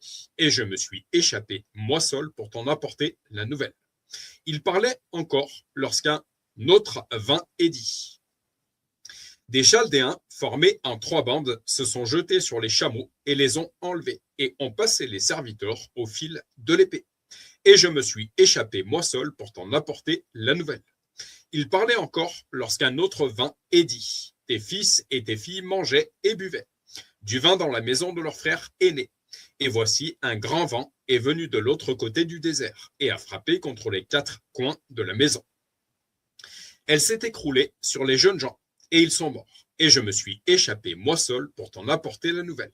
Alors Job se leva, déchira son manteau et se rasa la tête. Puis se jetant par terre, il se prosterna et dit: je suis sorti nu du sein de ma mère, et nu je retournerai dans le sein de la terre. L'Éternel a donné et l'Éternel a ôté. Que le nom de l'Éternel soit béni. En tout cela, Job ne pécha point et n'attribua rien d'injuste à Dieu. Job était un homme riche, béni dans tous les aspects de sa vie. Sa vie spirituelle était bénie. Sa vie conjugale était bénie. Il avait des enfants. Sa vie professionnelle et financière était bénie. Satan a réclamé Job et a reçu l'autorisation de l'attaquer. La première erreur de Job: l'Éternel a donné, l'Éternel a repris. Ma chérie, par rapport à ce que tu viens de me dire, l'Éternel a donné, l'Éternel a repris. Job n'était pas conscient que c'était Satan qui l'attaquait. Pour Job, ce qu'il vivait venait de Dieu. Cette méconnaissance est la première erreur. Beaucoup de chrétiens sincères n'arrivent pas à discerner certaines choses qui interviennent dans leur vie. Encore une fois, tout ce qui est visible a d'abord son origine dans l'invisible. Le combat, il est spirituel avant tout, avant d'être charnel. L'approche restrictive du combat spirituel, le problème. Adam a été enseigné sur comment nommer les animaux et ce qu'il ne fallait pas toucher, mais il n'a pas été enseigné sur le serpent qui habitait le jardin. Dans ce monde, donc ça c'est un apport, voilà, c'est une lecture que j'avais faite un jour, c'est une révélation que j'avais eue un jour. Dans ce monde, le plus grand piège de l'adversaire est de faire croire qu'il n'existe pas. Je répète, le plus grand piège de l'adversaire, c'est de faire croire qu'il n'existe pas. Et aujourd'hui, 3/4 des gens n'ont pas conscience de ce combat qui se joue en fait. On ne lui avait pas dit de ne pas causer avec ce serpent. Encore une fois, on n'a rien à dire à Satan et à ses sbires. On n'a rien à lui dire. C'est pour ça que quand une chose qu'un jour Jean-Mi m'a dite: ma chérie, quand on ne peut pas parler, on ne parle pas. Voilà, on se tait. La plupart des chrétiens n'ont pas été préparés au combat spirituel. Jésus a dit à Pierre: Satan t'a réclamé pour te cribler. Pierre est parti dormir car ces choses étaient trop abstraites pour lui. Être spirituellement endormi est un piège. Cela crée le manque de discernement. Donc, ma chérie, plus on grandit dans le Saint-Esprit, plus on a de discernement, en fait, dans tous les domaines de nos vies, également dans les finances. Soyez sobres, veillez. Votre adversaire, le diable, rôde comme un lion rugissant, cherchant qui il dévorera. 1 Pierre 5, 8. L'exagération du combat spirituel. Encore une fois, tout est question d'équilibre. L'exagération de l'enseignement sur le combat spirituel rend les chrétiens irresponsables. Un chrétien responsable ne jette pas tout sur le diable, ne néglige pas ses responsabilités pratiques. Comme le corps sans âme est mort, de même la foi sans les œuvres est morte. C'est une chose que j'aime te rappeler, ma chérie. Jacques 2, 26. C'est pas parce que tu as la foi que ça t'enlève la responsabilité de poser certains actes. Voilà. La responsabilité de Dieu, c'est de faire ce qu'on ne peut pas faire, mais il ne fera pas ce qui est de notre responsabilité de faire. Un chrétien responsable rend également grâce au milieu de ses batailles. Parce que tout ce qui est né de Dieu triomphe du monde. Et la victoire qui triomphe du monde, c'est notre foi. 1 Jean 5, 4. La louange comme arme, ma chérie, la louange, la puissance de la louange. Tu nous avais apporté cet enseignement il y a quelques semaines en arrière. Pour prendre Jéricho, ce n'est pas par le feu, ce n'est pas le feu qui a été envoyé, c'est la louange et l'action de grâce. Parce que tu n'as pas eu à cœur de rendre gloire à mon nom, je maudirai tes bénédictions. Malachie 2, 2. Également de rendre grâce à l'Éternel, ça c'est un don que tu as, ma chérie. De rendre grâce à Dieu pour tout ce qu'il nous donne. Satan utilise notre incapacité à rendre grâce pour nous condamner. Les armes du combat spirituel. Éphésiens 6 dit « Revêtez toutes, pas quelques-unes, toutes les armes de Dieu, pas une seule arme. » Le feu est un type d'arme. Un feu sortit de devant l'Éternel et brûla l'Holocauste et les graisses sur l'autel. Tout le peuple le vit, et ils poussèrent des cris de joie et se jetèrent le visage contre terre. Lévitique 9, 24. La louange est une arme. Au moment où l'on commençait les chants et les louanges, l'Éternel plaça une embuscade contre les fils d'Ammon et de Moab, et ceux de la montagne de Séhir, qui étaient venus contre Juda. Et ils furent battus. 2 Chroniques 20, 22. Ma chérie, on a installé la louange entre nos murs, et je pense qu'on peut témoigner de ce qu'on expérimente avec cette louange. Tous les soirs, chez nous, il y a une ambiance céleste qui règne. L'action de grâce est une arme, car les armes avec lesquelles nous combattons ne sont pas charnelles.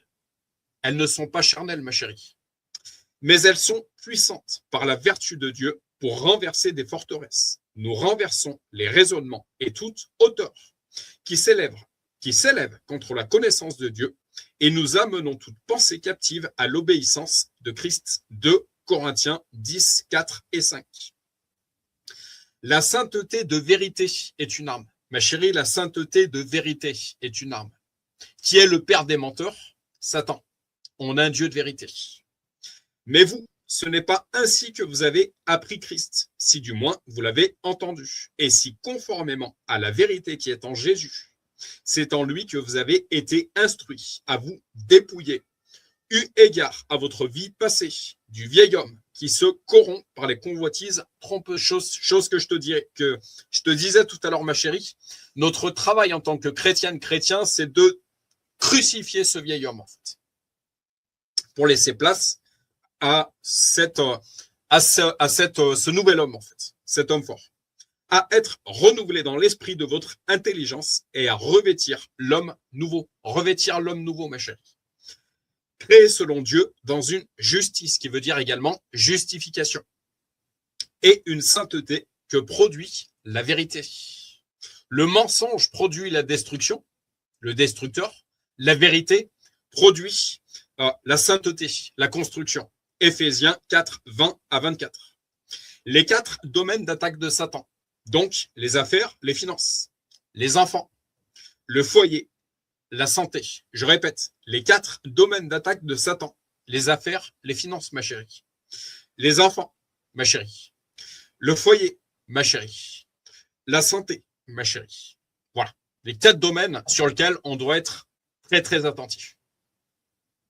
Ces 4 attaques sont des lignes primaires. Derrière elles, il y a des intentions cachées plus grandes.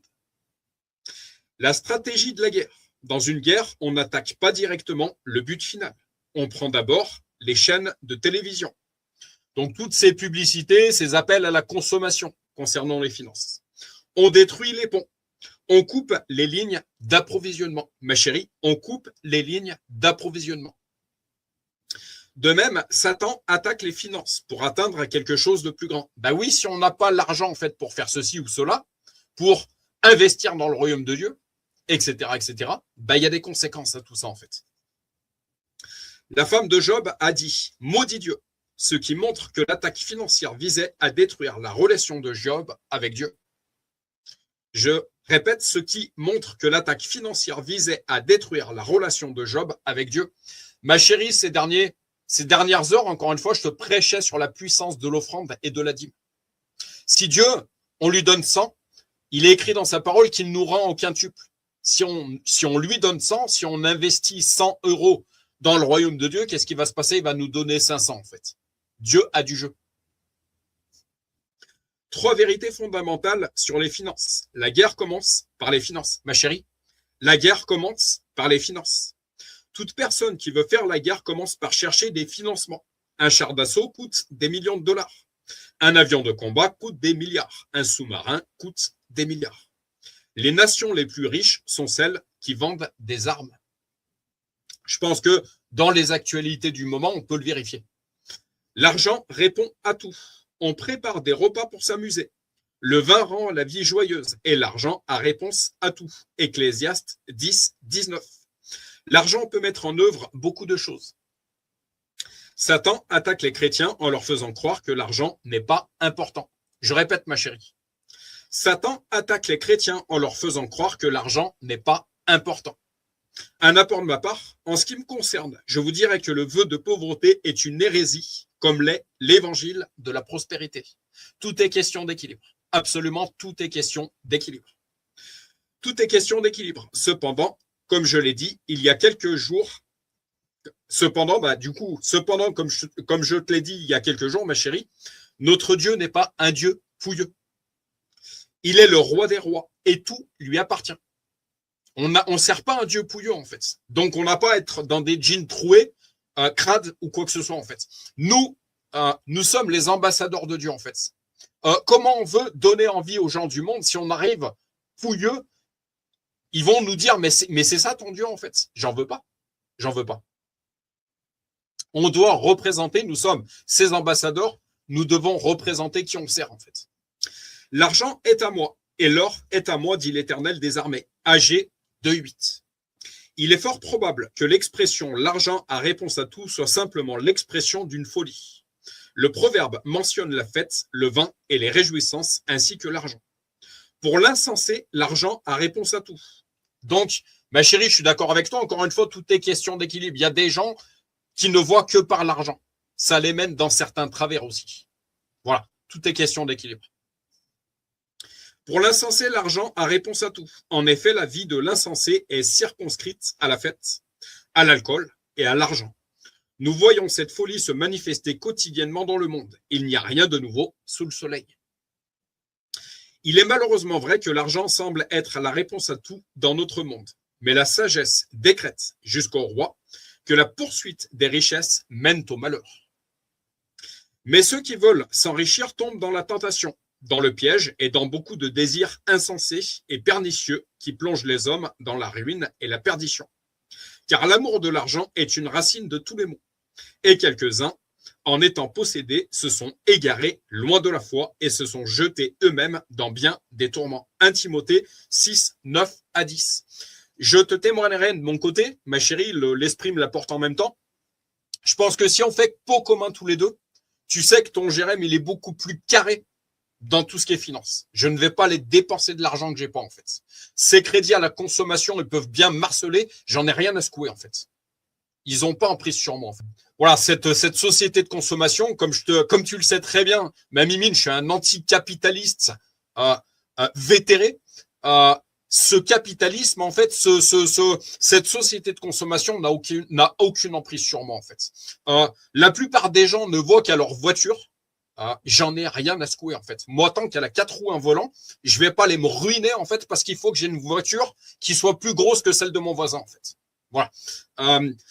Et je pense que ton chéri, peut-être que d'un point de vue financier, il est finalement beaucoup plus auvergnat que toi, en fait.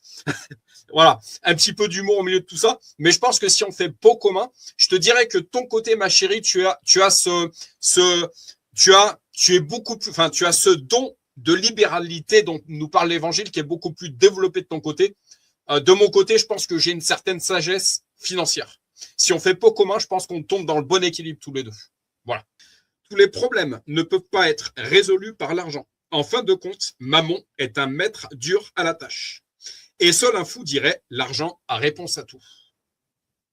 Le réveil apporte la prospérité. Lors du réveil de Jérusalem, acte des apôtres, le Saint-Esprit a enlevé l'indigence, la pauvreté. Je répète, ma chérie. Le Saint-Esprit a enlevé l'indigence, la pauvreté.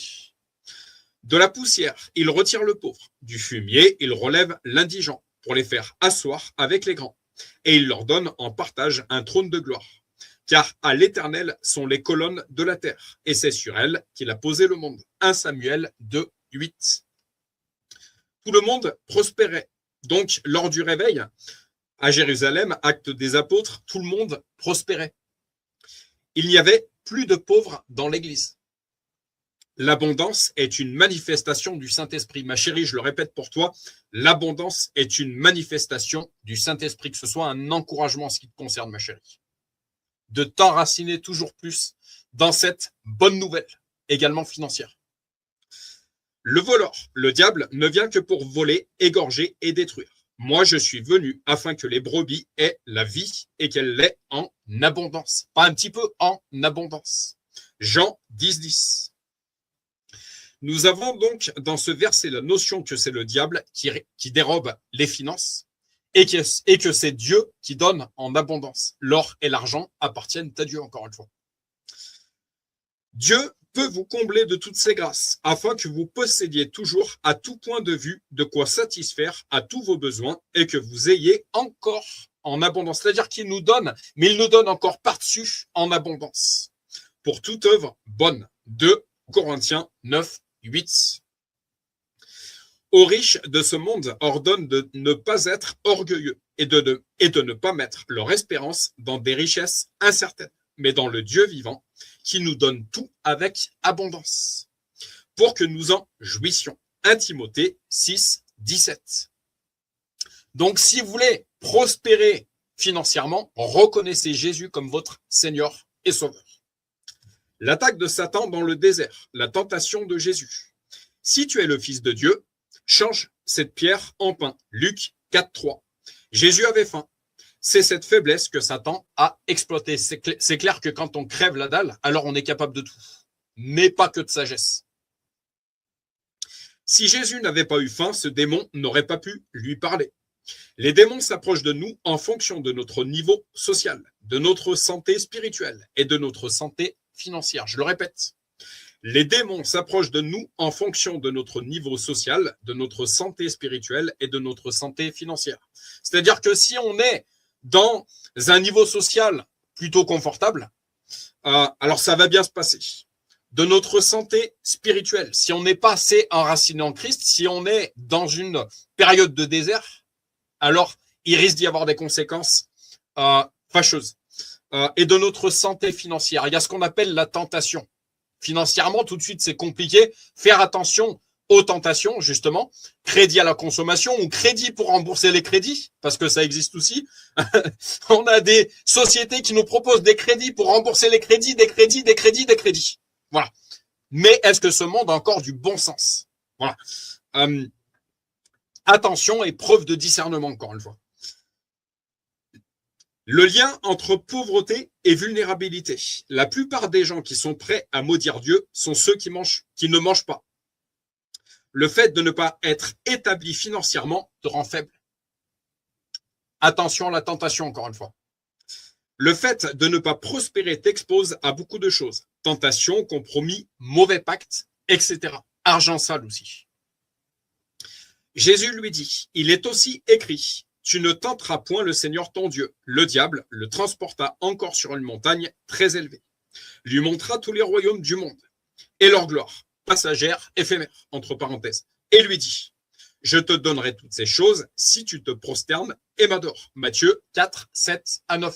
Attention, Satan, c'est une porte ouverte vers le feu éternel, vers l'enfer éternel. Par contre, Dieu, c'est la porte ouverte vers le salut éternel. À chacun, chacune de se positionner et d'en prendre les responsabilités. La gloire et les finances, les 24 vieillards.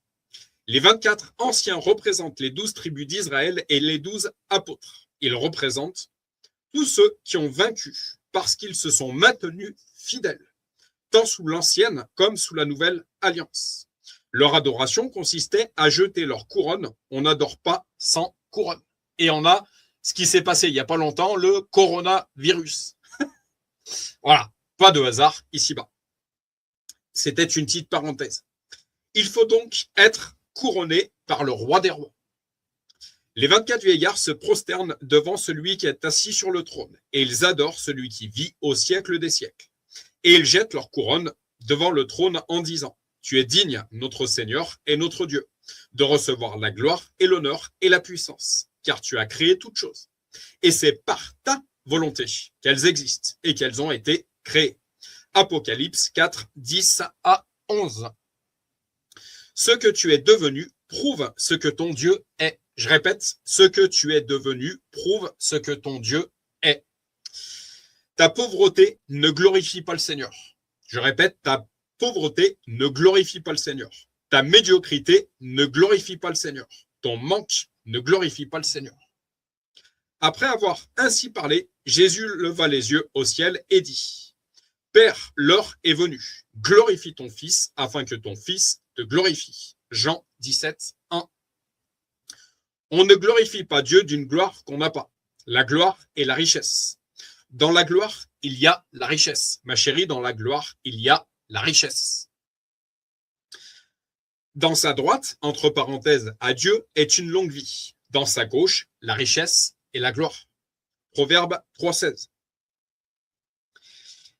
Il n'y a jamais quelqu'un qui est dans la gloire et dans la galère. La gloire et la galère sont opposées. Le cas de Joseph. La leçon de l'amertume. Joseph a été vendu par ses frères, mais quand il les a retrouvés, il a pu les consoler. Maintenant, ne vous affligez pas et ne soyez pas fâchés de m'avoir vendu pour être conduit ici, car c'est pour vous sauver la vie que Dieu m'a envoyé devant vous. Genèse 45, 5.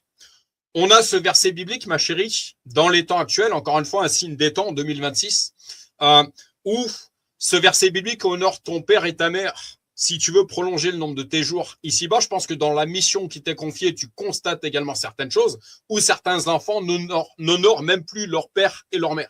En tant que maître de cérémonie, je constate également certaines choses. Et je dirais que au jour d'aujourd'hui encore, pour l'argent, certains seraient capables de vendre père et mère, en fait. Voilà. Pourquoi Joseph a-t-il pu pardonner? Il n'était pas dans la misère, il était dans l'abondance. En fait, d'être confortable permet de pardonner.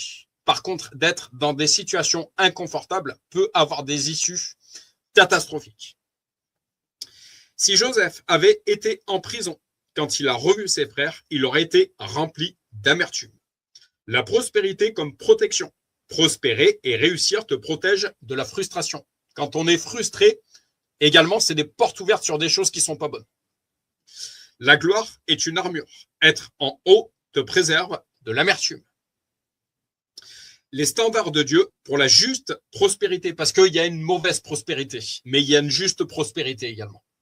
Le reste, son serviteur répondit, comment pourrais-je en donner à 100 personnes? Mais Élisée dit, donne à ces gens et qu'ils mangent, car ainsi parle l'Éternel, on mangera et on en aura de reste. De Rois 4,43. Donc, en Dieu, non seulement il nous donne, mais on a des restes supplémentaires. Ma chérie, l'assiette du pauvre.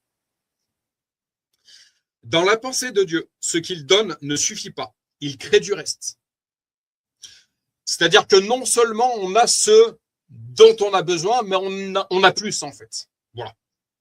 On a du surplus. Quand tu prends ton salaire, il est anormal que tu payes ton loyer, ta nourriture et qu'il ne te reste rien, ma chérie.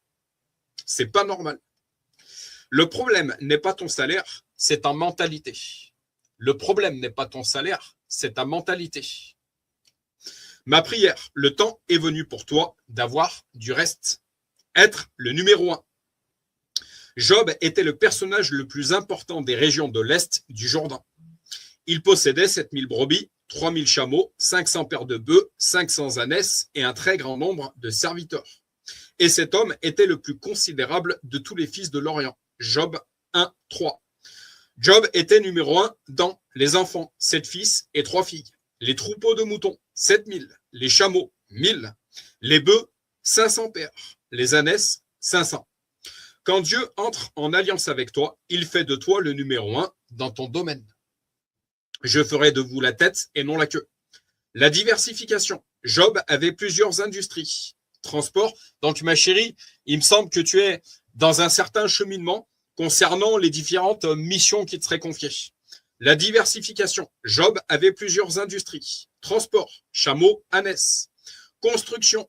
Peaux d'animaux pour les tentes. Agroalimentaire. Le lait. Vêtements. Les peaux. Être dans plusieurs choses n'est pas une option. C'est une sagesse. Ma chérie, tu sais que aujourd'hui, j'œuvre dans différents domaines. C'est Vision Ministère qui m'a amené dans tout ça, mes chéris. En ce qui me concerne le funéraire, l'agriculture et réveil chrétien en Auvergne, un chrétien doit être un entrepreneur. Ainsi, il ne réduit pas son salaire à une simple fiche de paye. Jette ton pain sur la face des eaux, car avec le temps, tu le retrouveras. Ecclésiaste 11.1. Être une bénédiction pour plusieurs familles. Job possédait aussi des serviteurs en grand nombre, voir Job 1.3. Ce n'étaient pas des esclaves, mais des employés. Ils avaient des femmes et des enfants. Leur famille mangeait grâce au business de Job. Des milliers de personnes nourrissaient leur famille grâce à Job. La meilleure façon de faire du social, c'est de générer des richesses et de créer de l'emploi. L'héritage transgénérationnel. Ma chérie, je répète, l'héritage transgénérationnel. L'homme de bien a pour héritier les enfants de ses enfants. Mais les richesses du pécheur sont réservées pour le juste. Proverbe 13, 22. Toi-même, tu dois avoir construit ta maison. Tes enfants doivent être à l'aise. Il n'est pas normal que tes enfants ne soient pas à l'aise. Tes petits-enfants doivent hériter. Je répète, ma chérie, tes petits-enfants doivent hériter. Construire sa première maison n'est pas compliqué. C'est une question de mentalité. La bénédiction sans précédent. La sagesse et l'intelligence te sont accordées. Je te donnerai en outre des richesses, des biens et de la gloire, comme n'en a jamais eu aucun roi avant toi, et comme n'en aura aucun après toi. 2 Chroniques 1.12. Dieu veut que tu atteignes un niveau qui dépasse celui de tes pères, de tes mères. Comment Satan attaque les finances? Le sommeil spirituel. Ma chérie, le sommeil spirituel. Paresseux, jusqu'à quand seras-tu couché? Quand te lèveras-tu de ton sommeil? Proverbe 6, 9. Un apport de ma part, donc entre parenthèses, la paresse peut y compris être spirituelle. Le royaume des cieux, ce sont les violents qui s'en emparent. Il y en a qui dorment spirituellement, donc qui n'ont pas de discernement en fait. Satan enlève le désir de prospérer. Un sommeil spirituel t'empêche de voir que le monde avance, que tes amis avancent, que les choses bougent. Quand tu ouvres les yeux, tout le monde est déjà parti. La fermeture de l'esprit à l'abondance. Satan fait en sorte que tu ne sois pas conscient de la réalité de l'abondance qui est en Christ. Encore une fois, en Christ, il y a un entrepôt céleste qui est disponible. À nous de nous accaparer de l'héritage qui nous revient en fait. Parce que nous sommes héritiers du roi des rois. Tes sujets de prière sont en fonction de tes attentes. Jusqu'à présent, vous n'avez rien demandé en mon nom, en Jésus. Demandez et vous recevrez, afin que votre joie soit parfaite. Jean 16, 24. La mort de la vision, donc également dans des cas de division. Satan étouffe la mission. Tu dois bénir des gens. Tu dois laisser un héritage, y compris financier, à tes enfants. Je le relis. Tu dois laisser un héritage, y compris financier, à tes enfants. Tu dois financer l'œuvre de Dieu, l'importance de la dîme et de l'offrande. Si on donne 100 € à Dieu, il nous en donne 500. Il rend au quintuple. C'est-à-dire que il y a une sagesse financière, encore une fois, on n'est pas là pour tout dilapider en fait, et pour vivre au jour le jour. Il y a une sagesse financière, c'est-à-dire que le fait d'avoir une épargne également, le jour où ce sera un petit peu plus compliqué, j'ai un petit pécule quelque part qui va me permettre de passer cette période de désert aussi. Sauf que si j'ai rien, comment je fais? La loi de Joseph et Jonas. Joseph, la bénédiction. Joseph entra dans la maison de Potiphar. Potiphar commença à prospérer. Voir Genèse 39. Jonas, la malédiction. Jonas, le navire, était en danger de se briser. Voir Jonas 1. Quand Jonas monte dans le bateau chavire. Je vous laisserai chercher donc ces 2 chapitres bibliques parce qu'il faut que j'avance et je vois que le temps avance. Il existe une loi spirituelle. On ne s'associe pas à tout le monde. Encore une fois, discerner tout esprit pour savoir s'il vient de Dieu. Et je suis complètement d'accord, ça revient à ce que tu disais tout à l'heure, ma chérie, de dire à nos jeunes, ne vous associez pas avec n'importe qui. Est-ce que financièrement, c'est une personne qui est sage ou est-ce que c'est une personne qui dilapide tout? Voilà. Est-ce que c'est une personne qui travaille à faire de l'argent propre ou de l'argent sale? Parce que quand on fait de l'argent sale, il y a un moment où on passe à la caisse aussi. Sagesse. Tes problèmes financiers peuvent commencer par les personnes avec lesquelles tu t'associes. Lien spirituel à briser ensuite. Est-ce que ce lien est divin ou pas?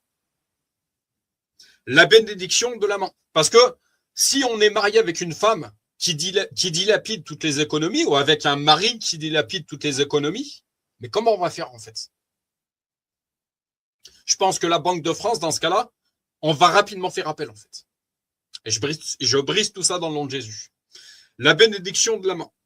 Choisir des comptables n'est pas anodin. Certaines personnes spirituellement chargées détruisent le business. Discerner tout esprit pour savoir s'il vient de Dieu. Il y a des personnes qui multiplient l'argent. Également, est-ce que cette personne a une sagesse financière? Est-ce que c'est un entrepreneur? Est-ce qu'il a une vision? Alors dans ce cas-là, je pense que cette alliance, elle est sage. La loi du dévoreur et de Sérepta. La loi du dévoreur. Pour vous, je menacerai celui qui dévore, c'est-à-dire le diable, entre parenthèses, et il ne vous détruira pas les fruits de la terre. Et la vigne ne sera pas stérile dans vos campagnes, dit l'Éternel des armées. Malachie 3.11. La loi de Sérepta, voire 1 Roi 17. La veuve de Sérepta devait donner sa dernière poignée de farine. Son obéissance a déclenché la multiplication. Également, ma chérie, de donner, en fait, quand on arrive dans l'église, en fait, de donner. Il faut pas avoir peur de donner. Ma chérie, j'ai une certaine somme pour finir ce mois. Ça m'a pas empêché de faire ma dîme dimanche matin. Parce que je sais très bien que Dieu va rétribuer. Je le sais très bien. Il a vu, il sait. La jarre de farine ne s'est pas épuisée. Donner dans un temps de disette déclenche la multiplication. Donner à Dieu, pas à n'importe qui, pas à maman, mais donner à Dieu. Puisque tout lui appartient. Je ne fais que lui rendre ce qu'il m'a donné, en fait. Les clés de la prospérité, la vision. Avoir une vision claire de l'abondance. Sortir de l'attente, comme Abraham. Compter les étoiles, voir au-delà de ta situation actuelle. Ce qu'on appelle la foi. Ma chérie, je suis d'accord avec toi. Le désir. Si tu n'as pas le désir de prospérer, tu ne prospéreras pas. C'est une question de mentalité, en fait. Si tu veux pas prospérer, ben tu vas pas prospérer. Le désir vient de la découverte de l'importance de certaines choses divines. Ce que tu découvres en Dieu excite en toi le désir d'avoir. Comme j'aime dire régulièrement, on a un Dieu qui est grand, n'ayons pas peur d'avoir de grands rêves, en fait, d'avoir une grande vision. L'association. Les bonnes personnes multiplient l'argent. Les mauvaises personnes détruisent les finances. Choisir ses associés est stratégique. Ne vous y trompez pas, les mauvaises compagnies corrompent les bonnes mœurs. 1 Corinthiens 15, 33. L'action. Un peu de sommeil, un peu d'assoupissement, un peu croiser les mains pour dormir. Et la pauvreté te surprendra comme un rôdeur. Et la disette comme un homme en armes. Proverbe 6, 10 à 11. Le désir de réussir et le sommeil ne vont pas ensemble. Quand tu arrêtes de dormir, l'envie de prospérer entre dans ton cœur, siège de l'esprit. Donc, une expérience de mon côté, donc mon expérience, j'ai longtemps eu une mauvaise interprétation du ministère à plein temps et du service pour Dieu. Être dans le ministère à plein temps, c'est servir Dieu dans la sphère dans laquelle il nous a placés. En ce qui me concerne, le funéraire, l'agriculture et la création de vidéos, partout se trouvent des âmes qui ont besoin d'entendre parler de la bonne nouvelle. Également au milieu des cours de ferme, également dans un funérarium, également dans un crématorium, également dans une maison, ma chérie, où il y a une personne qui est malade. Voilà. Mais également disposer de temps pour étudier sa parole, tout part de la parole. Donc en fait, la sagesse, c'est de comprendre, et les protestants l'ont compris bien avant les catholiques, je n'ai pas peur de le dire. Ma chérie, on a visité ce musée dans le sud-ouest de la France. Beaucoup de créateurs d'entreprises sont des protestants. Beaucoup. parce qu'ils avaient compris, en fait, que servir Dieu, ça pouvait se faire également dans le monde séculier, en fait. Voilà. Être aide à domicile, aller tendre une main vers un vieillard, vers une mamie qui a des difficultés à se lever, à faire son petit déjeuner, c'est servir Dieu. Parler d'éternité au milieu d'un crématorium, c'est servir Dieu. Parler apporter la bonne nouvelle, parler de prospérité dans un cours de ferme où un agriculteur ne sait pas trop comment il va s'en sortir, c'est servir Dieu. Voilà. L'héritage. Construis pour tes enfants. Construis pour les enfants de tes enfants. La grâce. Ma grâce te suffit, car ma puissance s'accomplit dans la faiblesse. Je me glorifierai donc bien plus volontiers de mes faiblesses, afin que la puissance de Christ repose sur moi. 2 Corinthiens 12, 9. La grâce crée de l'excédent, ma chérie. La grâce crée de l'excédent, y compris financier. La grâce permet de construire. Exhortation finale. Ne sois pas un obstacle à ta prospérité. Ne pense pas que ta pauvreté glorifie Dieu. La médiocrité ne glorifie pas le Seigneur. Le manque ne glorifie pas le Seigneur. Si on veut être des ambassadeurs de Dieu, alors on doit être on doit avoir du reste, en fait. Si on veut aller parler de Dieu aux gens, en fait, aux gens de ce monde, encore une fois, si on arrive avec un jean troué, qu'on est pouilleux, crade, est-ce que c'est comme ça qu'on va donner aux gens de ce monde de suivre Dieu? Pas du tout. Brise les complexes. Sois à l'aise avec l'idée de prospérité, encore une fois avec la bonne prospérité. Ne tombe pas dans une fausse humilité. Demande à Dieu de te revêtir de sa gloire, parce qu'on a vu que la gloire allait avec la richesse. Pense transgénérationnellement. Ma chérie, pense transgénérationnellement. Ne vis pas seulement pour aujourd'hui. Aie une vision éternelle. Construis pour les générations futures. Laisse un héritage aux enfants de tes enfants. Sa postérité sera puissante sur la terre. La génération des hommes droits sera bénie. Psaume 112, 2. Sois stratégique. Reconnais et applique les lois spirituelles. Agis avec sagesse et intelligence. Et si tu manques de sagesse et d'intelligence, comme le dit la parole, demande-la. Elle te sera donnée. Conclusion. En tout cela, Job ne pécha point et n'attribua rien d'injuste à Dieu. Job 1, 22. Nous devons comprendre que Satan nous attaque dans nos finances pour atteindre le grand plan qui est en nous. J'ai un plan parfait pour votre vie. Sauf que s'il vous manque les finances, vous allez faire quoi? Mais Dieu veut nous bénir abondamment pour que nous soyons une bénédiction pour les nations. En fait, l'argent permet d'investir dans la mission que Dieu nous a confiée, en fait. Souviens-toi, la guerre commence par les finances. Satan jette un sommeil spirituel. Qui c'est qui aveugle? Ce sont Satan et ses sbires. Qui c'est qui rend la vue? Jésus-Christ. Mais Dieu veut réveiller et faire prospérer. La prospérité est une arme de combat spirituel. Que la grâce de Dieu soit sur ta vie. Dieu rebâtira tes finances. Prière inspirée. Je continue, ma chérie, parce que je veux que ce soit complet. Méditons sur ces ruines que Dieu peut et va rebâtir. Donc, c'est un prêche de Jérémie Soudril que tu connais bien, ma chérie. Dieu rebâtira tes finances. La foi dans l'investissement perdu. En 2 Chroniques 25, alors qu'il s'apprête à partir en guerre, le roi Amathia engage des soldats d'Israël contre une somme importante. Mais un prophète de Dieu lui ordonne de les renvoyer, car ils ne marchent pas avec l'Éternel. Le roi répond alors, « Que faire des 100 talents que j'ai donnés à la troupe d'Israël ?» Le prophète lui déclare, « L'Éternel peut te donner bien plus que cela. » Ma chérie, l'Éternel peut te donner bien plus que cela. Amathia devint roi à l'âge de 25 ans, et il régna 29 ans à Jérusalem. Sa mère s'appelait Johadan de Jérusalem. Il fit ce qui est droit aux yeux de l'Éternel, mais avec un cœur qui n'était pas entièrement dévoué. Dieu connaît les intentions de notre cœur. Est-ce que je suis intégralement avec Dieu ou un petit peu? Lorsque la royauté fut affermie entre ses mains, il fit périr ses serviteurs qui avaient tué le roi, son père.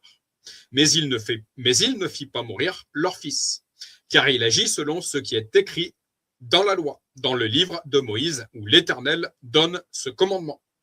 On ne fera point mourir les pères pour les enfants, et l'on ne fera point mourir les enfants pour les pères, mais on fera mourir chacun pour son péché. Amathia rassembla les hommes de Juda et les plaça d'après les maisons paternelles, les chefs de milliers et les chefs de centaines, pour tout Juda et Benjamin. Il en fit le dénombrement depuis l'âge de 20 ans et au-dessus, et il trouva 300 000 hommes d'élite, en état de porter les armes, maniant la lance et le bouclier. Il prit encore à sa solde dans Israël 100 000 vaillants hommes pour 100 talents d'argent. Un homme de Dieu vint auprès de lui et dit, ô roi, qu'une armée d'Israël ne marche point avec toi, car l'Éternel n'est pas avec Israël, avec tous ses fils d'Éphraïm. Si tu vas avec eux quand même, tu ferais au combat des actes de vaillance. Dieu te fera tomber devant l'ennemi, car Dieu a le pouvoir d'aider et de faire tomber. Amathia dit à l'homme de Dieu, et comment agir à l'égard des 100 talents que j'ai donnés à la troupe d'Israël?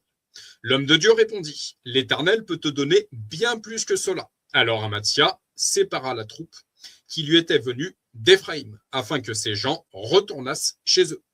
Mais ils furent très irrités contre Juda, et ils s'en allèrent chez eux avec une ardente colère. Amathia prit courage et conduisit son peuple. Il alla dans la vallée du sel, et il bâtit 10 000 hommes, des fils de Séhir. Et les fils de Juda en saisirent 10 000 vivants, qu'ils menèrent au sommet d'un rocher, d'où ils les précipitèrent, et tous furent écrasés.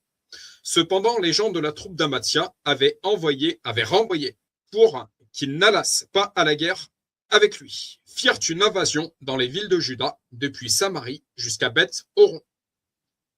Ils tuèrent 3000 personnes et enlevèrent de nombreuses dépouilles.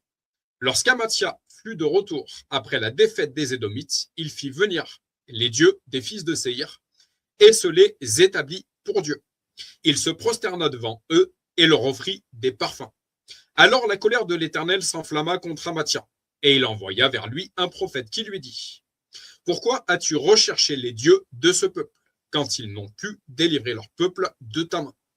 Comme il parlait, Amathia lui dit, « Est-ce que nous t'avons fait conseiller du roi? Retire-toi. Pourquoi veux-tu qu'on te frappe ?» Le prophète se retira en disant, « Je sais que Dieu a résolu de te détruire, parce que tu as fait cela, et que tu n'as pas écouté mon conseil. » Écoutez les conseils de Dieu également financiers.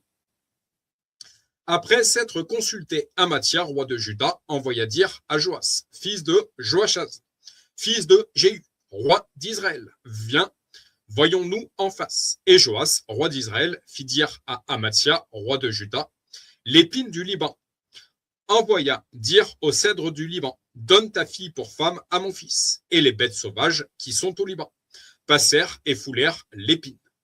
Tu as battu les Édomites, penses-tu, et ton cœur s'élève pour te glorifier. Reste maintenant chez toi.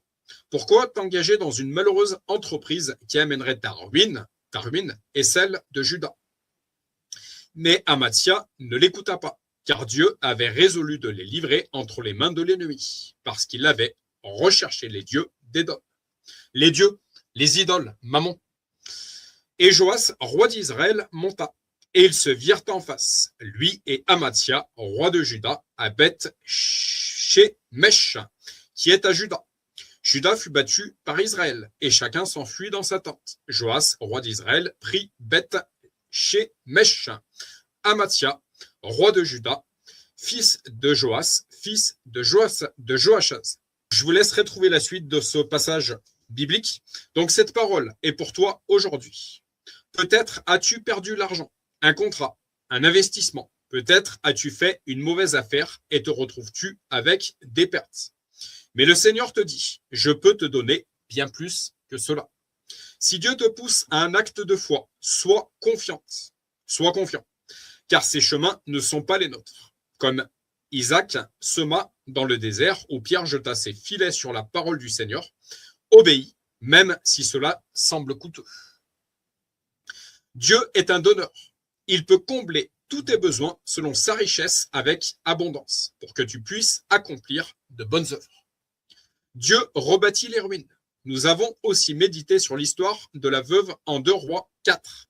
Elle avait tout perdu, ses dettes accablaient sa famille et ses enfants, était menacée d'esclavage. Mais elle fit appel à Élisée, le serviteur de Dieu.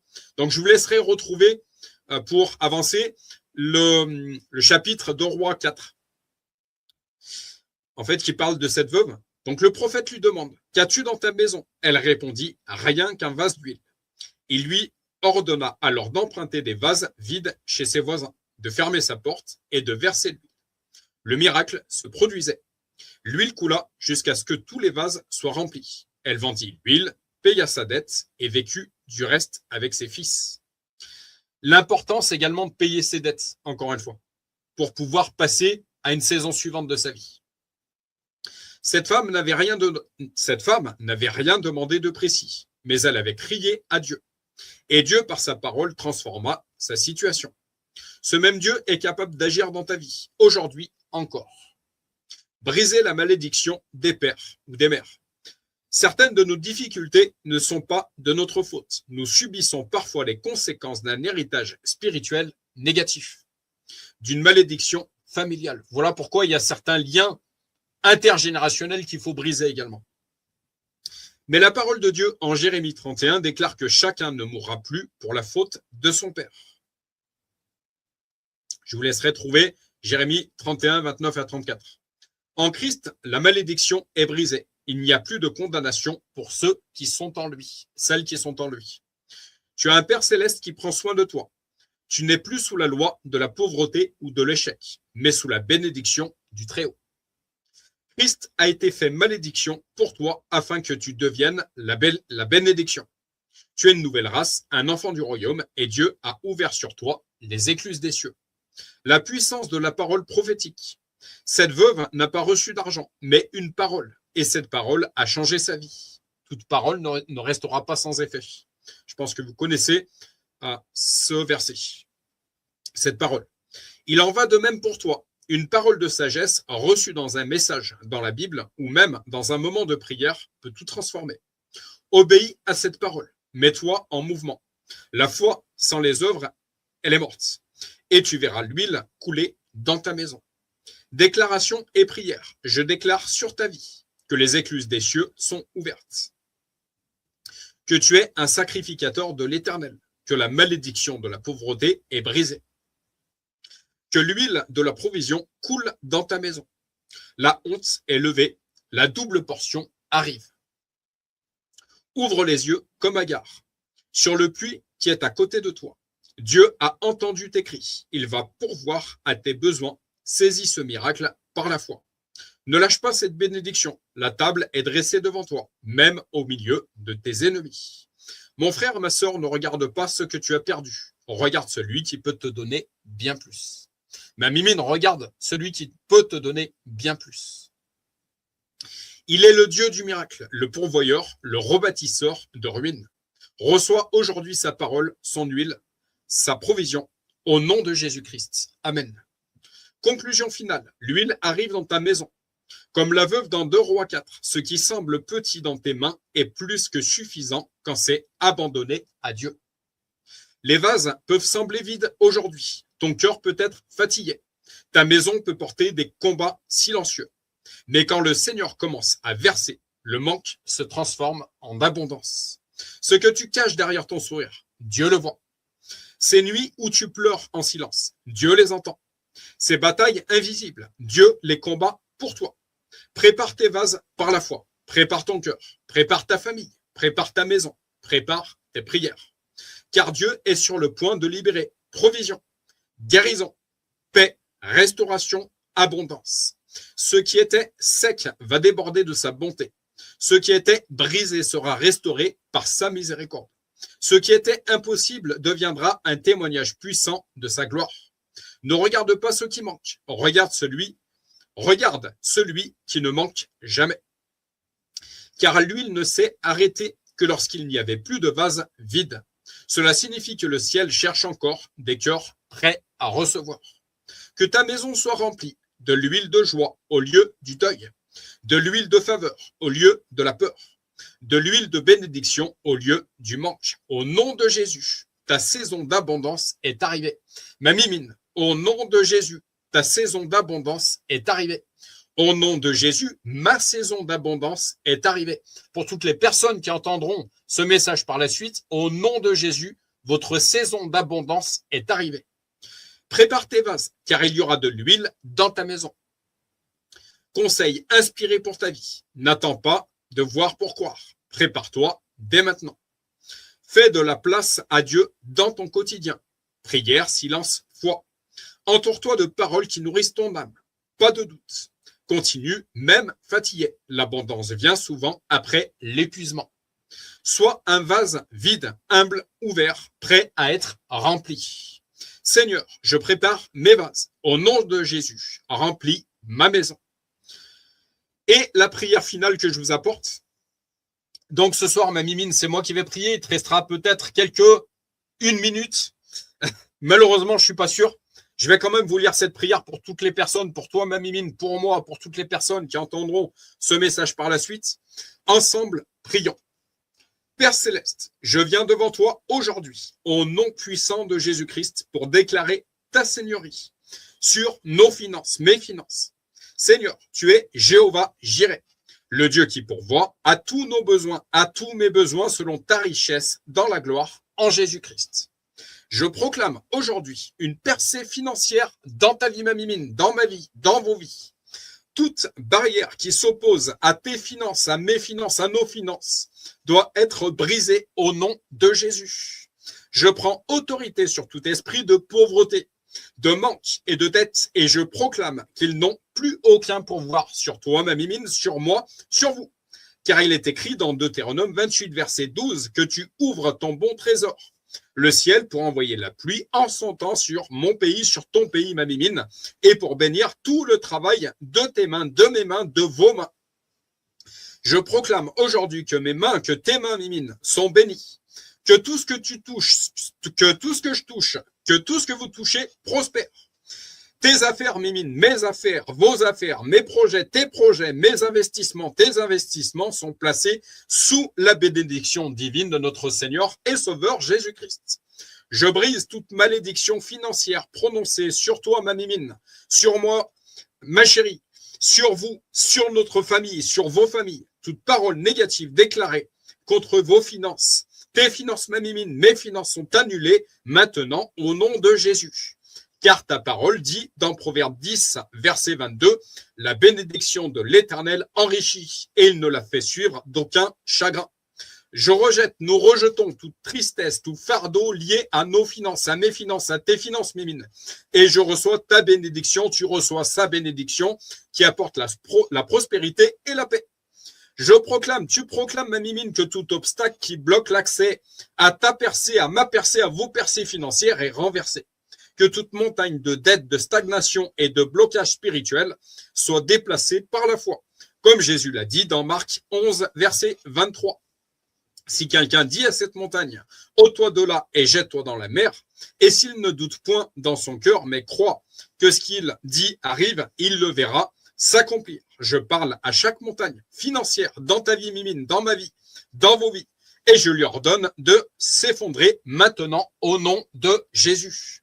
Seigneur, je te rends grâce car tu es celui qui pourvoit dans la vie de Mimine, dans ma vie, dans vos vies.